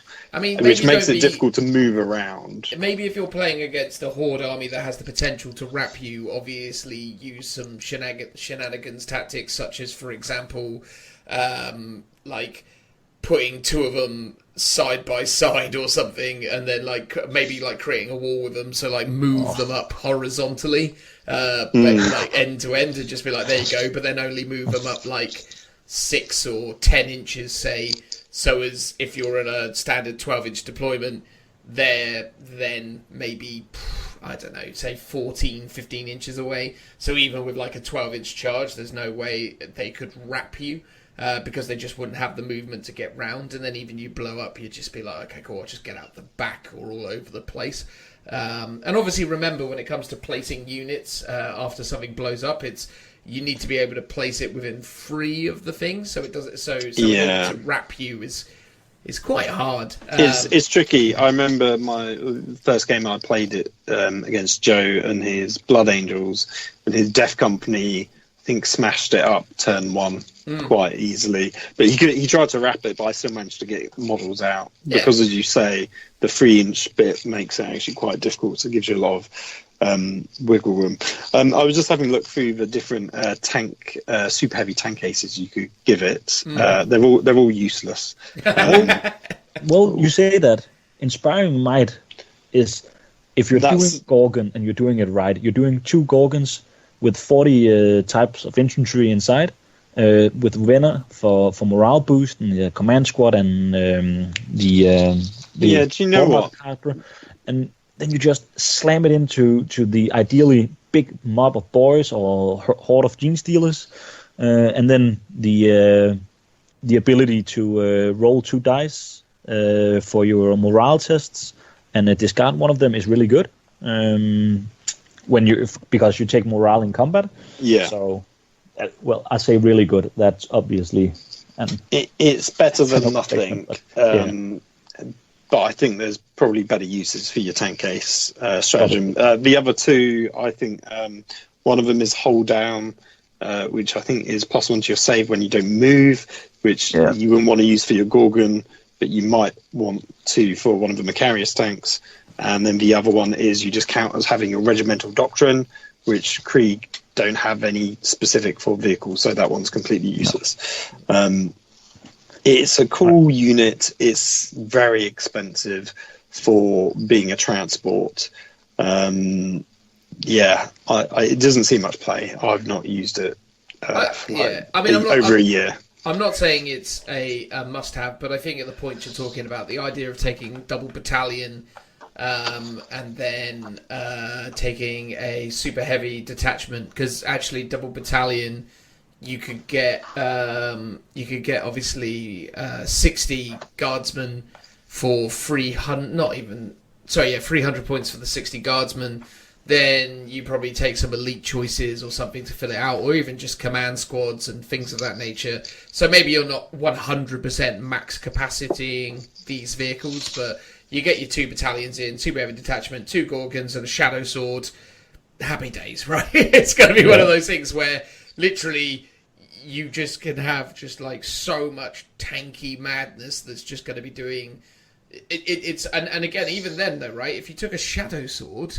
or something really terrifyingly killy like that, you're creating this weird dynamic. Because if I was playing against you and I saw 2 Gorgons and a Shadow Sword and a truckload of infantry inside of those Gorgons, turn 1, I'm obviously going to want to prioritise that Shadow Sword. So early doors, I'm probably going to be like, right, I'm going to shoot that Shadow Sword with all this stuff till it dies. And then even though it's possible for an army to drop a Shadow Sword in the turn quite comfortably, you're then going to find yourself in this situation, well, I didn't do anything about the Gorgon, and even though the Gorgon isn't a Trojan, which we obviously talked about earlier, well, didn't talk about earlier, but it was in the transport options, this thing becomes a Trojan because you go, oh, I didn't actually do anything about these guys, and now all of a sudden the board's covered in infantry that if I shoot, they don't run away, and they've just scored all the objectives and blocked me out, and now I'm like, oh, I can't actually get board control back for 3 turns, and then you win because you just hoard the board. And even though by the end of the game everything in your army's dead, doesn't matter, because it's like I spent 4 turns controlling everything and you didn't. Yay! Interesting for sure. Yeah, I mean, honestly, I think because each of your battalions, if you run it at just 3 10-man squads and the 2 HQs, that's not even costing you it's costing you 2 30-ish points, say. And that's even with a Venner thrown in somewhere. And then the 2 Gorgons, so say 500 points for the 2 battalions. The 2 Gorgons are going to run you, 600-700 points there. So 500, 700, 12, that's, 1,200 points. Then you throw in a Shadow Sword, you're looking at, 1,700 points, give or take. And then you still got 300 points worth of change to spend on Lehman Russ tank commanders and other stuff that you can add to the thing to make it interesting, or maybe a detachment of Space Marines or something else in a 2K army. Yeah, so, I definitely think the Gorgon needs another distraction unit to try and keep it alive so it can at least try and do its thing. Yeah. I think that was when I ran it over the No Retreat tournament. That was the one downfall I noticed. It was like, because I had that plus a bunch of little tanks. And yeah, the Hellhounds were a bit of a threat turn 1, but nowhere near as much as a threat as the Gorgon. Yeah. And it was one of those things where either people ignored it because they were like, that's not the threat, or people just blew it up turn 1. Yeah. I'm definitely going to look into a dual Gorgon option for a potential no retreat down the line. That sounded. I've always wanted to. I still feel a bit broken after I built the last one because it was a lot of effort. And it's like there is. I think it's like a 11 video series on my YouTube channel where I show you in detail how I build it and paint it, how I paint the cockpit up of the driver cabin, and all the inside detail to like a super high standard. And I want to do the same one to that level. The thing that annoys me is the symmetry. It's like what I'd really want is one with the Gorgon mortar. And when I bought my Gorgon years ago, you had to choose between either the Gorgon or the Sponson weapons, whereas now you get both together. So in theory, you should be able to magnetize it. And it's like even though I want a Gorgon with the mortars, it would look wrong because they would have different weapon options. So I sort of feel like I'd have to... Could you not replace the current one and give it the mortars? Not without taking off, because basically the sponsons is a whole different side unit that gets attached onto the tracks, the side, and that's all glued in. I did think about magnetizing it for the one day when they might release it, and I could somehow get my hands on the mortars, but it wasn't really possible because I couldn't work out the size and positioning of that the side bit that bolts on with the mortars. It's like two different designs for how they attach. So they've not really made it particularly compatible to swap them out. Yeah, I don't know what I'd do about that, really. No, that's fair enough, mate. I mean, again, obviously, if you're playing against me or anyone, you can obviously just be like, this is what it's got, and I'll just be like, okay. But obviously, if you go into events like, retreats or whatever it is, obviously, WYSIWYG is very important. So. Yeah, I mean, what I could do is I've got a bunch of the engineer mortar teams, because I got them when I was converting up the Rapier crew. So I've got a bunch of those mortars, and they those mole launchers look a bit like mortars. So I was like, if I could magnetize them, I could actually just add them onto the side sponsons. So swap out the heavy bolter, add on this little mortar design, and obviously that would give me my sort of 2 mortars on it per side. So I could actually do it that way. I think that's how I would do it. Not the most elegant way, but a way where I could play a WYSIWYG and still get my kind of Gorgon mortar in there. Yeah, but I think a couple of Gorgons would be.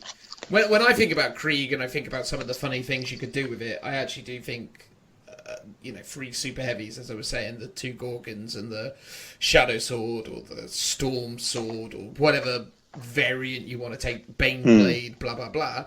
I think it actually adds some interesting elements to the list and creates some dynamics, because as I say, most people in their army have the opportunity to, or within their army they have the option for killing, like most people in competitive play build an army that can kill 1 or 2 knights a turn, right?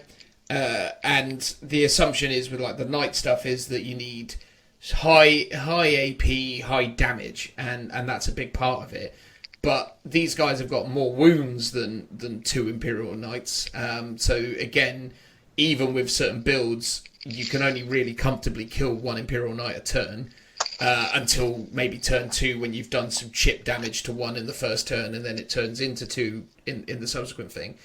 But then the thing is the combo that you add to that is the fact that you could potentially have as many as 80 infantry pour out of the things, which, to be honest with you, there aren't very many armies that can punch through all of that armour and then switch it up to kill all of those bodies. So that actually becomes quite interesting, because not very many armies out there can do that. No, I guess your reliance then is, you've got probably one, super heavy, your Shadow Sword as your anti-tank vehicle, and nothing else. Yeah, and it's unless you just run loads of special weapons in your Gorgon, which I think you'd have to do, but I don't know how it would work points wise. It's a cool list. I really like it. It's something I would love to do if I had the money and time to build another Gorgon. But and you do have way the more money infantry. And time, Phil. Well, I don't. I've got the time. I definitely don't have the money. No, come on now. You're being modest. No. Long gone are those days. Oh, I see. Maybe Plus, we need to... that's why I've got to switch it up to a poor man's plastic army now. I can't afford the old resin crack. I think that's what it is. Is that what it is? Well, maybe we should start a Patreon just to enable you to get that second Gorgon. If only, yeah. That's what has shall I talk about the other Macarius tanks? Oh yeah, crikey, there are other Lords of War we want to talk about. Yeah, there are others. There's 4 of them that are all the sort of same whole. And again, the Gorgon's part of this, but is very different looking. So there's the Macarius heavy tank, which is armed with a Macarius battle cannon, a Macarius Omega armed with a plasma blast gun, a Macarius Vanquisher armed with a Vanquisher cannon, and the Macarius Vulcan armed with a Vulcan Mega Bolter. The sort of generic sort of stats are the same. So movement degrades from 10 inches down to 7 down to 4. Weapon skill 5 up. Ballistic skill degrades from 4+, 5+, 6+. Strength 8, toughness 8. Which I think is slightly lower than the Gorgon, which was strength 9. Wounds are 22. Attacks are 3 down to D3 down to 1. Leadership 8 and a save of 3+. And in addition to their main kind of gun, they're armed with a twin heavy stubber and 2 heavy stubbers, which are their little side weapons. The model may replace the heavy stubbers with either 2 heavy bolters or 2 heavy flamers. may take a hunter-killer missile and may take a stormbolt or heavy stubber. Same rules in terms of the ability to explode smoke launchers and still behemoth in terms of moving and shooting into combat. And then it's like the main profile weapon, which is a big difference. So the Macarius heavy tank has what looks like 2 battle cannons. And basically, that's the Macarius battle cannon. It's a range of 72 inches, heavy 2d6, because it's 2 battle cannons, so it's firing twice, basically. Strength 8, -2, but d6 damage, which is, I'm convinced, a typo, but it's never been corrected. And prior to, like, the grinding advance rule changing, or now how they've sort of up to the number of shots of Demolisher Cannon can do. This I've always thought is like a really cool secret source in terms of getting long-range anti-tank sort of firepower. Because at 72-inch range, 2d6 shots doing d6 damage. Like, it's quite hard to find that sort of stat line. So I think that one's quite cool.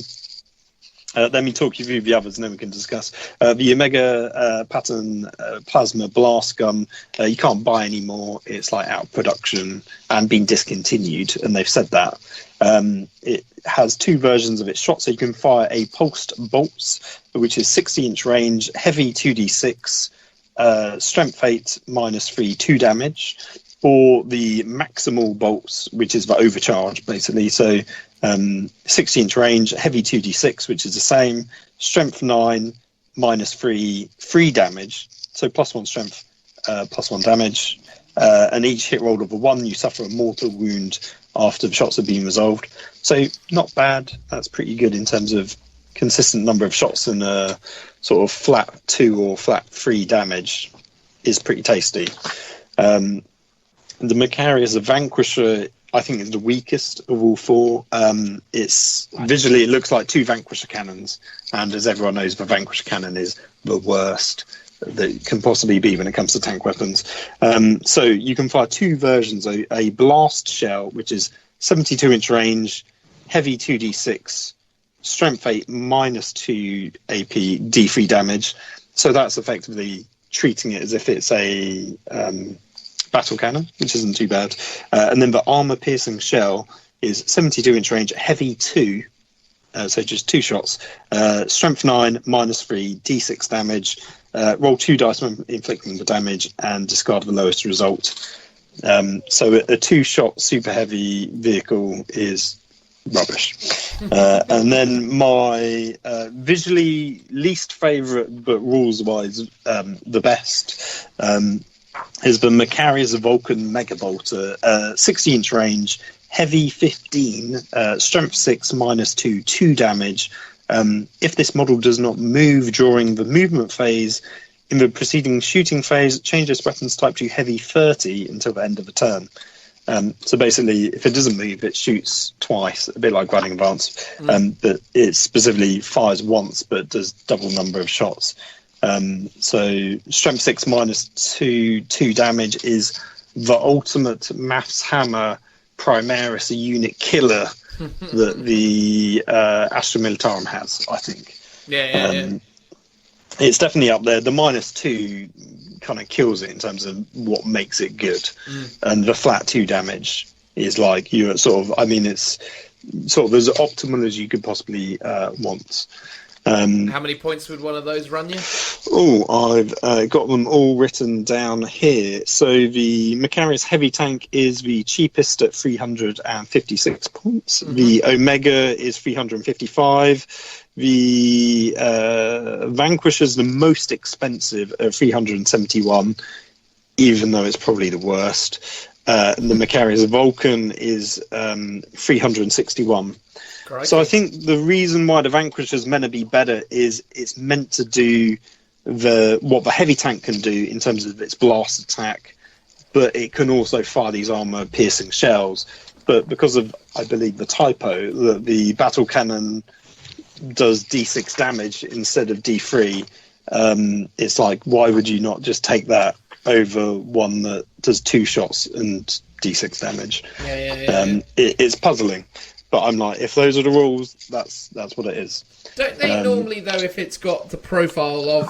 If it is a battle cannon, does it not then default to the latest or overriding data sheet for battle cannon? No, because this is not a battle cannon. It's a Macarius battle cannon. Well, in which case, then it's all fair game, isn't it? Well, exactly. I've got 3 of them because I bought these when I was flush with cash. Because I always love the idea just of a visual presentation of having one of the Vanquisher ones with the super long barrels and 2 of the standard battle cannon versions, like as a kind of super heavy tank squadron, which I think would look amazing. But they've just been sat in a box for a long time. I'd love to see your attic, Phil. I mean, if I'm not going to, if I'm not taking my mind towards the no retreat, I'll probably be paying at least one of these up to take with me. I don't think you're allowed to take the super heavy detachment to take multiple Lord of Wars. I mean, Phil's, I don't remember. Phil's, Hall of Shame or backlog is pretty impressive. Where mine is probably a slightly more numerous, Phil's is far more expensive. Yeah, it's predominantly affordable stuff. I might have to get my better half to listen to this part of the podcast. Oh, really? Yeah, I'm not that bad. Yeah, you can have more stuff now. Yeah, I'm sure that's how it works. Yeah. Oh, amazing. One cool thing about the Macarius Vulcan is it works best when it doesn't move. So this actually really benefits the tank ace ability of being hold down, which is +1 armor save if you haven't moved. And ideally, you wouldn't move this tank all game. So I think that's a cool combo that probably hasn't been used yet. Yeah, that's really strong. And I guess if you want to pay more points, you could combo it with Trojan so you can reroll to hits.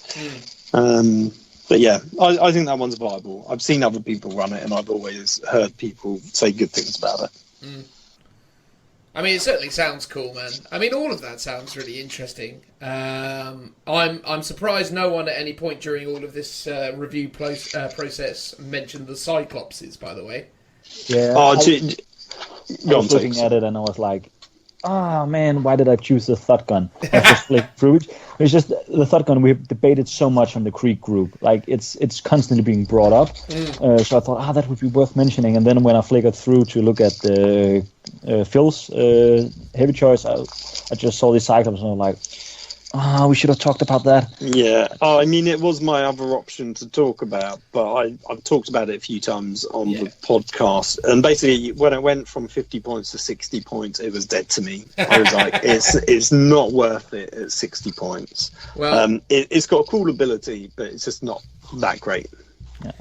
Well, at the risk of being maybe slightly unpopular at this point, I think now that we're approaching the 3 hour mark for one segment, I think it's likely possible that we need to move on now and conclude this Krieg chat. But before we do that... I know, the fans are booing you, Dan. I know, right? I mean, this will either be our most listened to podcast or our least, depending on people's love for the Krieg. But look, I mean, obviously, from my side of things, I've heard a lot of this stuff throughout the history of playing and hobbying alongside Phil. But, look, the Krieg are really exciting and very diverse and different type of guard. So I hope that you've really gained something from listening to this and hearing from 2 of the most dedicated Krieg fans that certainly I've ever encountered. The Krieg player is a special breed of 40k hobbyist, and they represent in so many ways the best elements of the hobby: the dedication, the love of like the fluff and the background, but also the willingness to persevere and play with an army that is widely understood to be very undersupported and very underpowered versus even the standard Astra Militarum loadout. So to summarise, I suppose I'd love to just sort of get a kind of final thought from the 2 of you. What it is that makes you love this army, what it is that keeps you coming back to it, and why you would recommend it to anyone mad enough to spend hundreds and hundreds of pounds or Danish kroner on an expensive army that's not very good. Phil, give me your final thoughts, mate. I think they're a very unique army, and they're very thematic. There's like basically two ways you would run them: lots of tanks or lots of artillery, and both of them would have lots of infantry. Like the old, if you can get hold of it, the old Siege of Rax book or the Fall of Orpheus book are these like stunning campaign books that Forge World used to produce. I sort of hope if they ever redo them, they would do something along those lines. Maybe not redoing those exact stories, maybe doing some new ones, which would be quite nice. I think visually they're just amazing. I still sort of love them to this day, and even just talking about them has made me go, I just want to go and start building some more stuff and adding some more units in, because it's an army that when I got back into the hobby after sort of like that classic university hiatus, I was like, I've always loved Astra Militarum, and I saw the Krieg and I was like, I absolutely love these guys, they look cool, I'm going to start collecting them. And I've sort of been collecting them pretty non-stop for like 6-7 years, maybe even more now, maybe it's like 8 years. I think it's only in 8 years, mate. Yeah. I think it's only in the last like year I've gone, not that I'm fed up with them, but I really struggle with the fact that they haven't had any rules updates, and it kind of frustrates me. So that's why I sort of like added on some assassins and added on some Inquisition that would like thematically fit in, but also diversify my army to sort of make them look interesting and play in a different style. And it's only been this year I've gone, actually, I don't really want to play with them this year. What I want to do is kind of focus on doing a new army while we're in this kind of lull of Krieg not getting any rules updates. But as soon as a brand new book drops, I will no doubt be picking up my paintbrush and building some new models because I really love them. In fact, I'm sat here wearing my Krieg t-shirt. That was a complete coincidence. I was wearing a different t-shirt this morning, and then I was making a sandwich at lunchtime and a can of tuna exploded all over me, so I needed to change t-shirts. But no, I picked this one. It was a coincidence, but I do love them Krieg. There you go. Have you got your Krieg mug and your Krieg hat and your Krieg socks? Oh, do you know what? That you can get a Krieg mug from Ford. I used to be able to. I've never bought it. I wasn't hugely keen on it, but I got the t-shirt instead. Fair enough. Toke, your final summary and thoughts on the old Krieg? Well, it's an amazing army, and you can't discard how they are the embodiment of grimdark. Like it doesn't get any more grimdark than the Death Korps of Krieg, and the whole aesthetic is just amazing. So it's hands down the most gorgeous army in the entire range, in my opinion. And I wouldn't. It's not competitive, but I would say to people, don't discard it. Like it's like you actually said a couple of times throughout this walkthrough of it. It can surprise people. Like it's. We got tricks up our sleeves, and if you don't just succumb and play them as another regiment, they're actually quite good. I like it a lot. And I also have the fabulous t-shirt, which I'm obviously wearing right now. Oh crikey! I feel like I'm letting down the side. Although obviously, given that this is not a visual medium, yes, of course, I'm wearing my Krieg t-shirt. Obviously. I mean, for what it's worth from my side of things, I've never played Krieg, but I've played alongside them, admittedly, when they're complemented by a Captain Smash and an Imperial Knight and Mephiston, as they were when me and Phil played in the doubles with them. They performed exceptionally well, because, when me and Phil were talking through that build, we decided that the Krieg were going to obviously bring in tank support, but also they were about, pushing into the enemy lines with those Death Riders, and then also using the bodies that never run away to hold and control objectives, while the aggression of the Imperial Knight and Captain Smash and Mephiston was just getting into people's lines.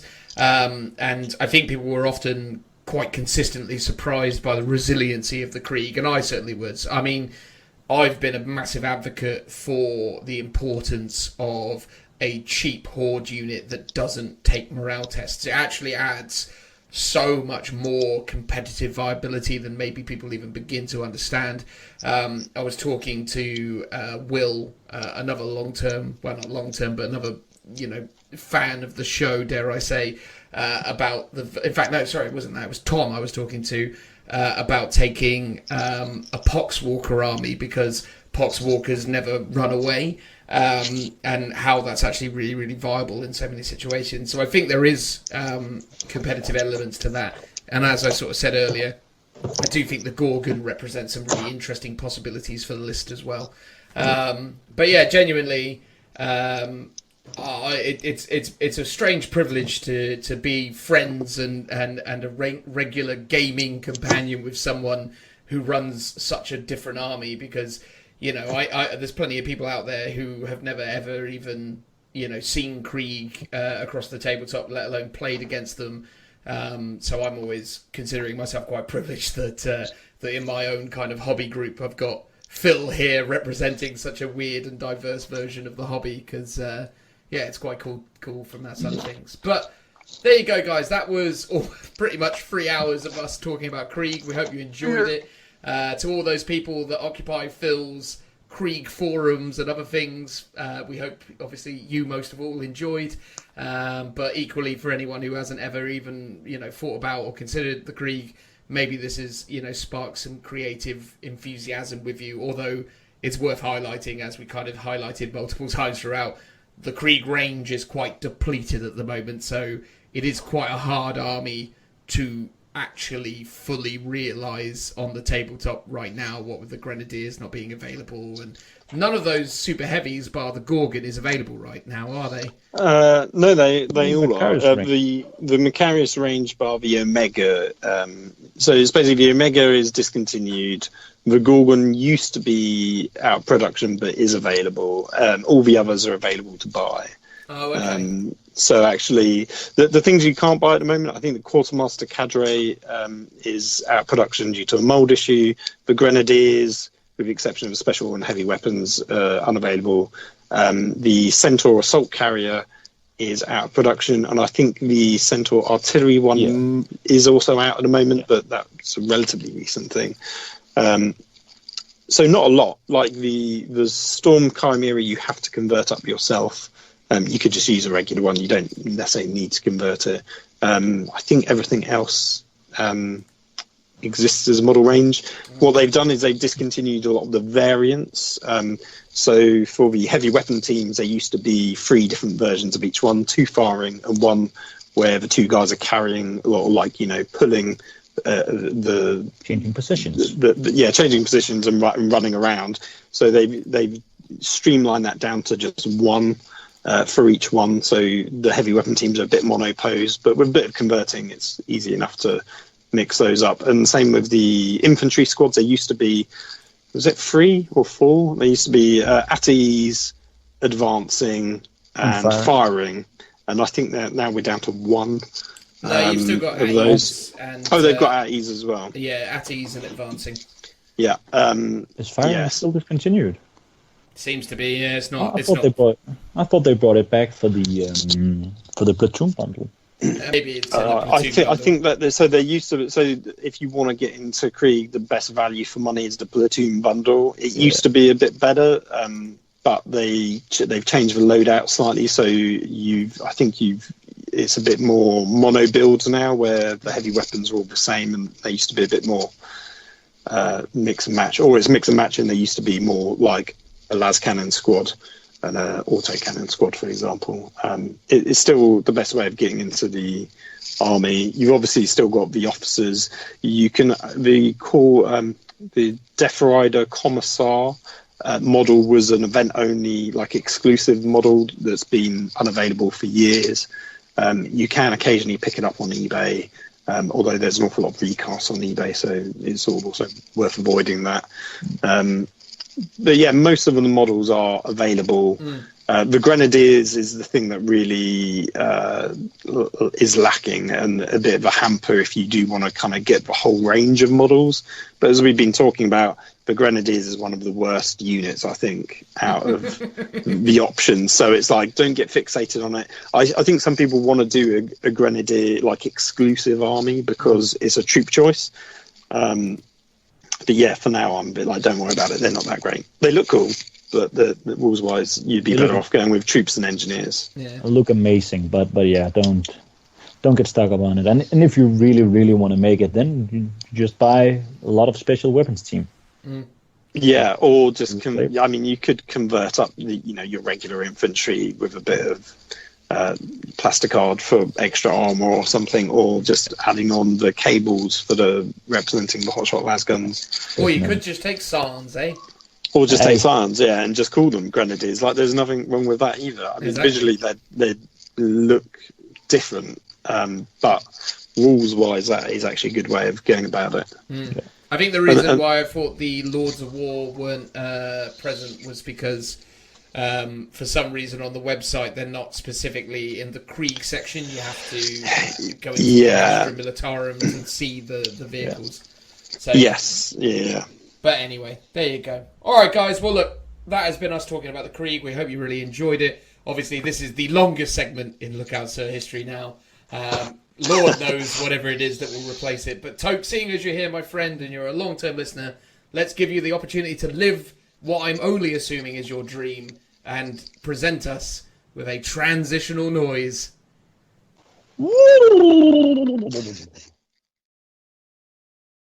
And that's it, everybody. Episode 46 is in the bank. How did you find that, Joe? I mean, obviously you weren't there for the recording, but could you imagine for a moment what you imagined just occurred? I imagine it was laborious. I'm not joking. I think it would have been lovely. I feel like everyone would have been filled to the brim with knowledge and great ideas. And how do you think Toke got on? I imagine he got on really, really well. I've never actually seen or spoken to Toke in RL in real life, but I imagine it was lovely. But yeah, I hopefully he can fill in for me on other occasions in the future. Why? Because you're going off doing other podcasts. Is that what it is? No. I would never be so rude as to do any other podcast other than this. But you are doing another podcast. We've talked about it before. We're trying to put them over, but I don't even know if Paulie's actually going to get off his bum and do it. Well, we were going to record this week, but unfortunately Paulie's not been very well. Oh, so, God. Is he all right? Yeah, he's fine. He's fine. Well, he's not fine, but he is. Okay, all right. Fair enough. He's not got the bad one. Oh, he's not got the Rona. No, I think he's got like a, I don't know. He seems like a man who would be prone to illness. Like the sickly child with the note from his mummy to get out of PE.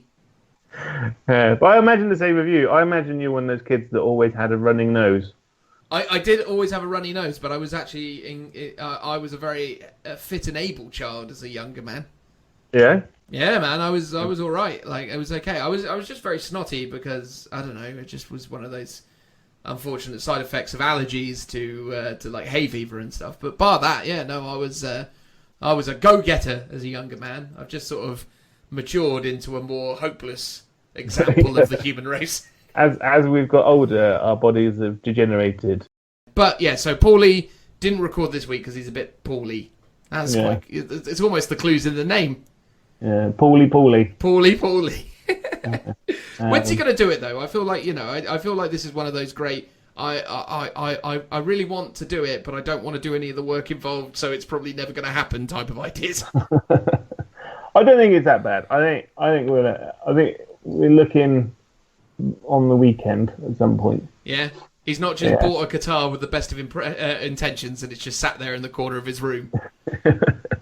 No, I think it's going to happen. It's going to happen. I'm pretty sure. Cool. Do you know what the hot topic's going to be on this first episode of whatever you're calling it? Drakari. You're just calling it Drakari, are you? Yeah. I think it's all Drakari all the time. Oh, okay. That's the topic, not the name. I don't know. Fair enough. It seems like you guys have done a lot of great work so far. They do all the great work. I'm just there. So it's like this show is what you're saying. You hear this, Phil? He's no different over there than he is over here. I'm not surprised. I just sit. I just lay on my chaise lounge in the corner eating grapes until I'm called upon. You know, it's a funny story actually, because Joe was telling me when they had their sort of production meeting, as it were, last week for this new gig, and they kept asking him, "How do you do it on Lookout, Sir?" And what did you say to these? I don't know. I'll ask Dan. What recording software do you use? I don't know. Ask Dan. That's Dan. Dan does all the work. Don't bother talking to me. I'm just the talent, you know. I just turn up. Well, as is evident from the reviews we've been getting lately, people have been getting involved in the Joe bants. Good. I mean, it's been good to see. Although, actually, Phil got a bit of bants this week, didn't you, Phil? What? Yeah. Someone called out Phil. So a new listener on YouTube, he called out that in episode 1, Phil sounded positively upbeat, and that he's curious to know when we broke him. Yeah, I It think was clearly around the midpoint, I would have thought. Yeah. Or maybe just a few episodes in. Send that man a gift. Send that man a gift. I would, but unfortunately, it's very difficult to do anything of the sort in this situation. I can't remember his name now. I feel really bad. Hang on, I'm gonna. No, we can do that as next week's review or something. Well, it wasn't a 5-star review. You see, it was just a YouTube comment. Okay. Oh, interesting. So in the YouTubes, a gentleman by the name of John. I won't say his full name, although you can very easily locate it by looking at episode 45. He said that. I said to him that you can look up forward to episode 46 because we're going to talk about Krieg a lot. He responded with, "Being a guard player, I very much look forward to that. I'm currently working my way through the back catalogue, which obviously is awesome. Thank you very much for doing that. We hope you're enjoying it." And starting with the very first one, "Phil sounds positively enthusiastic!" Exclamation mark. "I'm looking forward to reaching the episode where you finally break him." So yeah, I mean, if we conservatively say that each episode is 3 hours long, and to be honest, most are more than 3 hours, he's got 135 hours of listening to us. Like, that's a lot. Yeah. Some people have done it though, man. Like I've had sort of testimonials from lots of people who have discovered this over the last few months, who have genuinely gone back and listened to everything we've done, which is. I feel like we need some kind of sticker book where they can collect each time they listen to the podcast, and when they catch up and they've listened to it all, they win a prize. I mean, yeah, I don't know, man. I mean, it's crazy to think that we've done as many hours of content as we have. I remember I worked out how many days worth of podcast work I did in 2019, and it was just obscene. I was like, oh my god, what have I done? Could you technically class yourself as self-employed and then clear money from the government on it? Well, no, because I've never ever made any money out of this, because I'm one of those crazy people who feels like you shouldn't go cap in hand to people straight away, although it feels like 2 years in, it's getting to a point that maybe, just maybe, we should. I feel like we're getting to a place where we've probably proven our consistency and our quality benchmark, if we can even call it that. So maybe it is approaching a time where we could start to talk about Patreons or some kind of reimbursement. Because I mean, this month especially, it's costing me a fortune because the way we serve out the content. So we don't host this on an RSS feed. We use a service to host our podcast, because none of us to be fair, Phil's basically a web designing guru, so technically he could have come up with a solution, but I wasn't going to wait around for him to do that, so I just decided. He's worse than me. Huh? He's worse than me. He was busy 2 years ago. He had things going on. And it's a lot of work, isn't it, Phil, working out RSS feeds and doing all that? Well, no, because it's all automated using. Oh, right, okay. Stuff. Wow. I think we pitched it initially as we could do it, but there's more costs involved in creating a website, buying a web domain, hosting it ourselves, and therefore having potential bandwidth costs, as opposed to paying a third-party sort of podcast provider to do it for us. Yeah. It's just more work just for the sake of having a domain name. We could easily just have a domain name and attach it to But is it? I wouldn't say Podbean, but it's not. It's No, it's Buzzsprout is who we use. Buzzsprout, that's it. Yeah. Yeah. So at the moment we're on their top package where we pay them $24 a month for 12 hours, and we're already an hour over in this month. So for every additional hour that we add, it's costing. It's costing us an additional $3 per hour. I say us. It's costing me. So the more we ramble on in this section, the more money it's costing you. Exactly. All right, Mr. 3 Hour Krieg. It's Toke's fault, not Phil's fault. Oh, we've got a new scapegoat. I like it. Yeah, exactly. Yeah. But anyway, the point is maybe, just maybe. I mean, we're throwing out this in the outro because only our most dedicated fans get this far. So maybe, just maybe, people might be open to that possibility. I don't want to do it for the sake of like. It's that thing where I don't like the begging aspect of it. I don't want to become like one of those other places where every 5 minutes they're trying to sell you something. I find those people really arduous, It's like, Buy my merch. oh yeah, buy my merch, sign up to my program, do this. Oh, I've got this website where you can get extra content. It's like, oh God, just get it. I mean, not to discriminate against people who do that. Obviously, some people do obviously have to rely on this as some form of income. So I totally get it, but yeah, I'm just not. I've never been into that kind of thing, but it is getting to a point now where where I'm facing a $50 hosting fee for the month, thinking that's probably more than I wanted to spend. so yeah, maybe, just maybe, it could be worthwhile looking at a Patreon scheme. Plus, Joe needs money, don't you, Joe? For things. Yeah, for little food. leaves that you can put on your bases. Yeah, little leaves, Little leaves. paper for my printers so I can make little posters. Those horse hairs you love. Yeah, those horse hairs, but I'll just trim those. I'll just run into a field late at night and shave a horse. Oh, that's how you're doing it. Right, fine. So added to your repertoire, you're also in the business of shaving horses now, are you? Well, you clearly need horse shearers like that. Yeah, we can add that to the Patreon. No, I if we bite- did it. I just chew it off. Sorry, Joe, you broke up there. Say that again. So no, I just bite them. Oh, you just bite them. And what, you just store the chunks in your cheeks like a hamster? Yeah, and then I run through the countryside. Roaming. Because, I am. Obviously the horse flesh that you've just kind of, injected into your body gives you a source of newfound energy. Yeah, oh, exactly. Do you do the Naruto running, as they say, where your arms are like flailing behind you? No, I like to run like Superman. Like with my arm. One arm forwards. Yeah, no, both hands directly in front of me. Are you head down with that as well for the full effect? Yeah, so I don't actually look where I run. Yeah, I just pick a direction and run. Do you remember back in the day when you were like a child, you used to just put your coat over your head and say that you were like Batman? Every day. Simpler times, wasn't it? The level of imagination that is eroded over time. I was looking at my collection of Warhammer figures and thinking to myself, as a child, I could have hours of entertainment just picking them up and like shaking them at each other, making pew pew noises. No longer. I don't know what's happened to me. It's dead because inside. you know what it sounds like.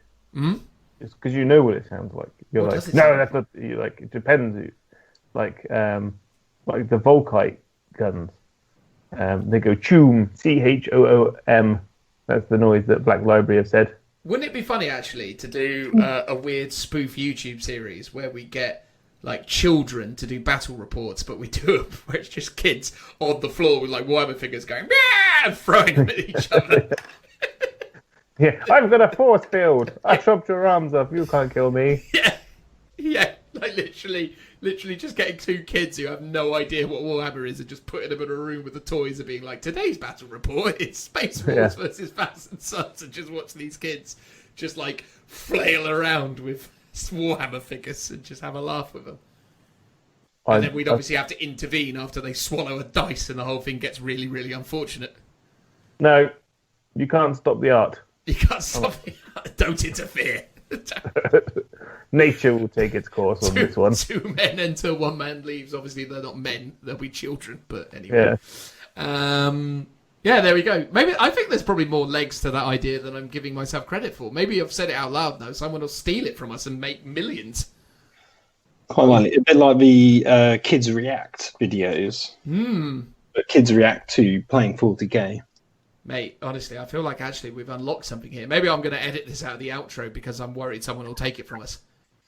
Nah. Nah, probably not. Probably not. And we're never going to do anything with it, are we? Let's be honest. Where are you going to get the children from to begin with? Well, you've got one and I've got one. That's true. That's true. They're almost too sensible, though, those two. I don't know. Oh, wait, maybe not Joe's one. Joe's one's a loon. There's feral blood in her. Well, exactly. That'd be a strange social experiment, wouldn't it? Because kids, when they don't know each other, early doors are quite weird as well, aren't they? They go through that weird kind of like feeling out process where they don't really talk to each other and kind of like... No. My daughter's like, so you're going to be friends with me, right? And they're like, and she's like, we're going to be friends. And then that serious look comes in her eyes, and we're like, you're going to be friends with me. The fist comes up. That is true. Well, there we go. I'm sure we can. I'm sure we can make it work. It's for after the Rona, we'll think about it. But anyway, look, that's the end of the show. We hope you really enjoyed it. Obviously, there was a lot of Krieg. It's obviously a real privilege to have Toke join us. As much as he was obviously feeling very privileged to join us, but regardless, it was cool to get him on, and obviously we've been talking about getting him on for a segment for years now, so actually that was really cool to get him. And then obviously, I think Phil, you did an excellent job at going through the various things, so it was really great to hear, and hopefully you really enjoyed that. Next episode will be dropping in a week, where we'll almost certainly be talking about the reveal that's happening today, the day that this goes out, not today, because today is a different day, but when I'm talking about today, I mean the day this episode goes out. You understand what I'm saying. The 18th of April, that's a number. What do you imagine we're going to see? Do you think, Joe, so one of the things we were saying during the Krieg segment is that because we've done this Krieg segment, inevitably they'll announce a Krieg Codex tomorrow. Do you reckon that's going to happen? I reckon they'll save that to the next edition. You think Krieg are now a 9th edition army? Do you not think they're going to be announcing some stuff to do with a new edition? Oh no! It was this time last year where they previewed Death Guard, I think. If they continue on the same release schedule, regardless to whether they can ship it out or not, potentially, because obviously because we would have had the next book by now, wouldn't we, for Psychic Awakening? It probably would have been weekend after next, but yeah. Yeah, so, and then there'd be 2 more books after that. So potentially they could turn around and be like, in 2 months' time, we're going to see a new edition. 3 months' time. But it's whether a case of they show it off regardless to whether they're going to be able to ship it. Because obviously, if it's all made and it's all printed and it's all boxed up, it's still got to come from China. So whether their big releases like that come in June, right? Normally, yeah, because 8th edition was June. Age of Sigmar 2, I think, was June or May or June. When's Warhammer Fest? Warhammer Fest is April. Obviously, it's not happening anymore, but it was April. Yeah, normally they announce it, stuff like that at Warhammer Fest, don't they? Well, interestingly, 8th edition got announced. We were all at a doubles tournament, remember, and they put it up on the projector, didn't they? Said, "Hey, everyone, look at this piece of artwork of a Death Guard and an Ultramarine." Because when we went to Warhammer Fest, we got a demo game of 8th edition. Yeah, and that was in April time, wasn't it? Yeah. Yeah, or May time, or something of that nature. But the point is we got the demo game, and then we got and then they did a bit of an in-depth thing on it, and then obviously 8th edition was out. I think June time. I'm going to keep saying it was June. I'm probably wrong, but end of May, June time. So yeah, I mean 9th edition would probably follow the same sort of pattern.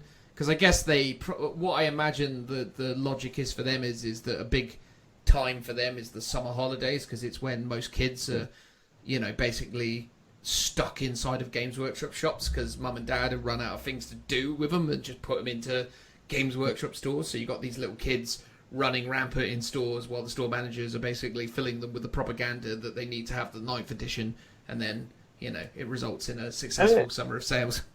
And it follows the trends of things before, because you've got War of the Spider, Pariah, Engine War, and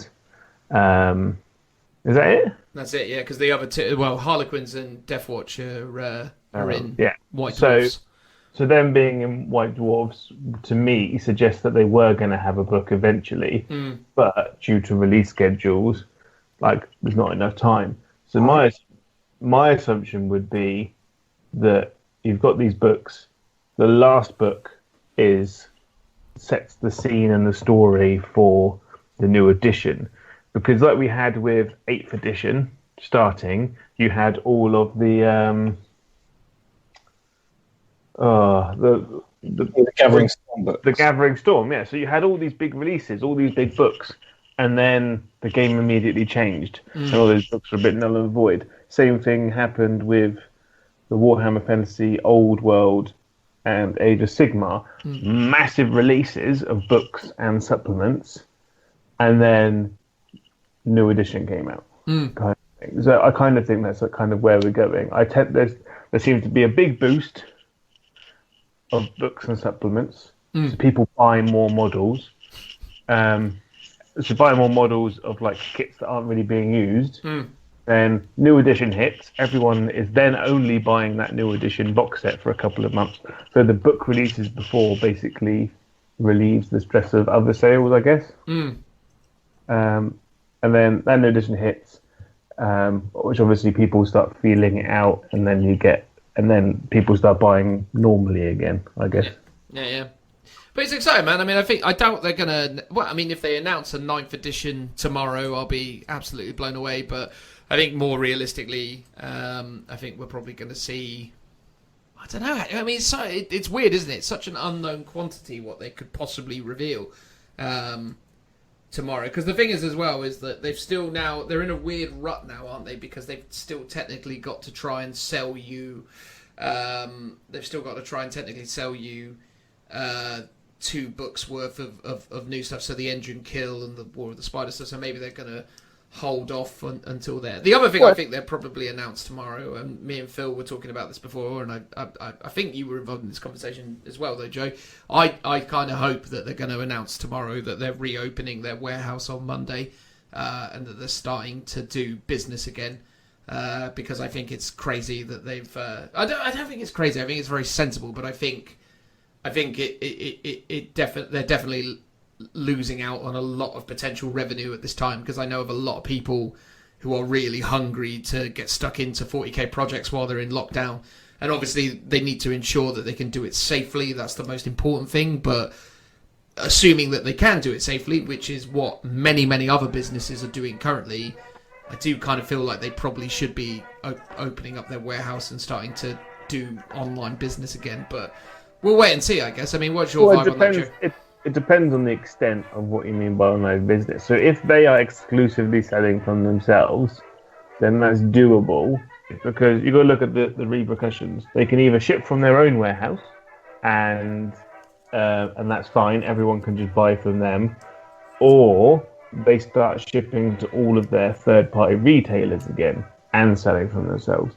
So then everyone and all of these web stores are all selling, but then you've got more people out in the world going to work. Yeah, true. True. It depends on their standpoint on the situation, I guess, because they'll be like, we could do it, but then we're increasing the people out in the real world. So, but again, I think, ultimately, as has been, shown with, and again, I'm not trying to sort of diminish the safety element here, but what I'm saying is that obviously other online retailers are still operating and working to deliver stuff, and I don't know. I mean, again, it's a selfish statement, I suppose, in some respects, because I'd love to be able to pick up some more hobby materials and get my hands on, the Beast Saga of the Beast book and all the other bits and pieces that I'm waiting on. But yeah, look, I mean, it's one of those things, mate. I'd be interested to see what their position is on it, because they've been closed now for 3 weeks. Yeah. You got to imagine how big is their staff. Well, I mean, again, I don't want to get into the particulars of how people have managed that process in other businesses, because it's not really my place to say. But there are ways and means that you can do it safely. I mean, as safe as possible. Obviously, nothing's going to unfortunately be 100% safe in these conditions, but there are ways that you can navigate that. It just, I suppose, I mean, in so many respects, it's really great that they're not doing it, but in others, you sort of think, you know, again, it's what it is. But anyway, I digress. Thank you very much, guys, for checking out the episode. Thank you, guys, for contributing to it. By that, I mean Phil and Joe. Thank you very much. And obviously Toke as well, as we said earlier. Cheers for coming on. If you'd like to get involved, obviously reach out to us on our various social media platforms. Maybe you'd like to be called out and have your 5-star review shouted out by us. So why not leave us one, hey? Wouldn't that be nice? Shill, shill, shill. Bye-bye, everybody. Bye. Bye. Bye. Bye. Bye.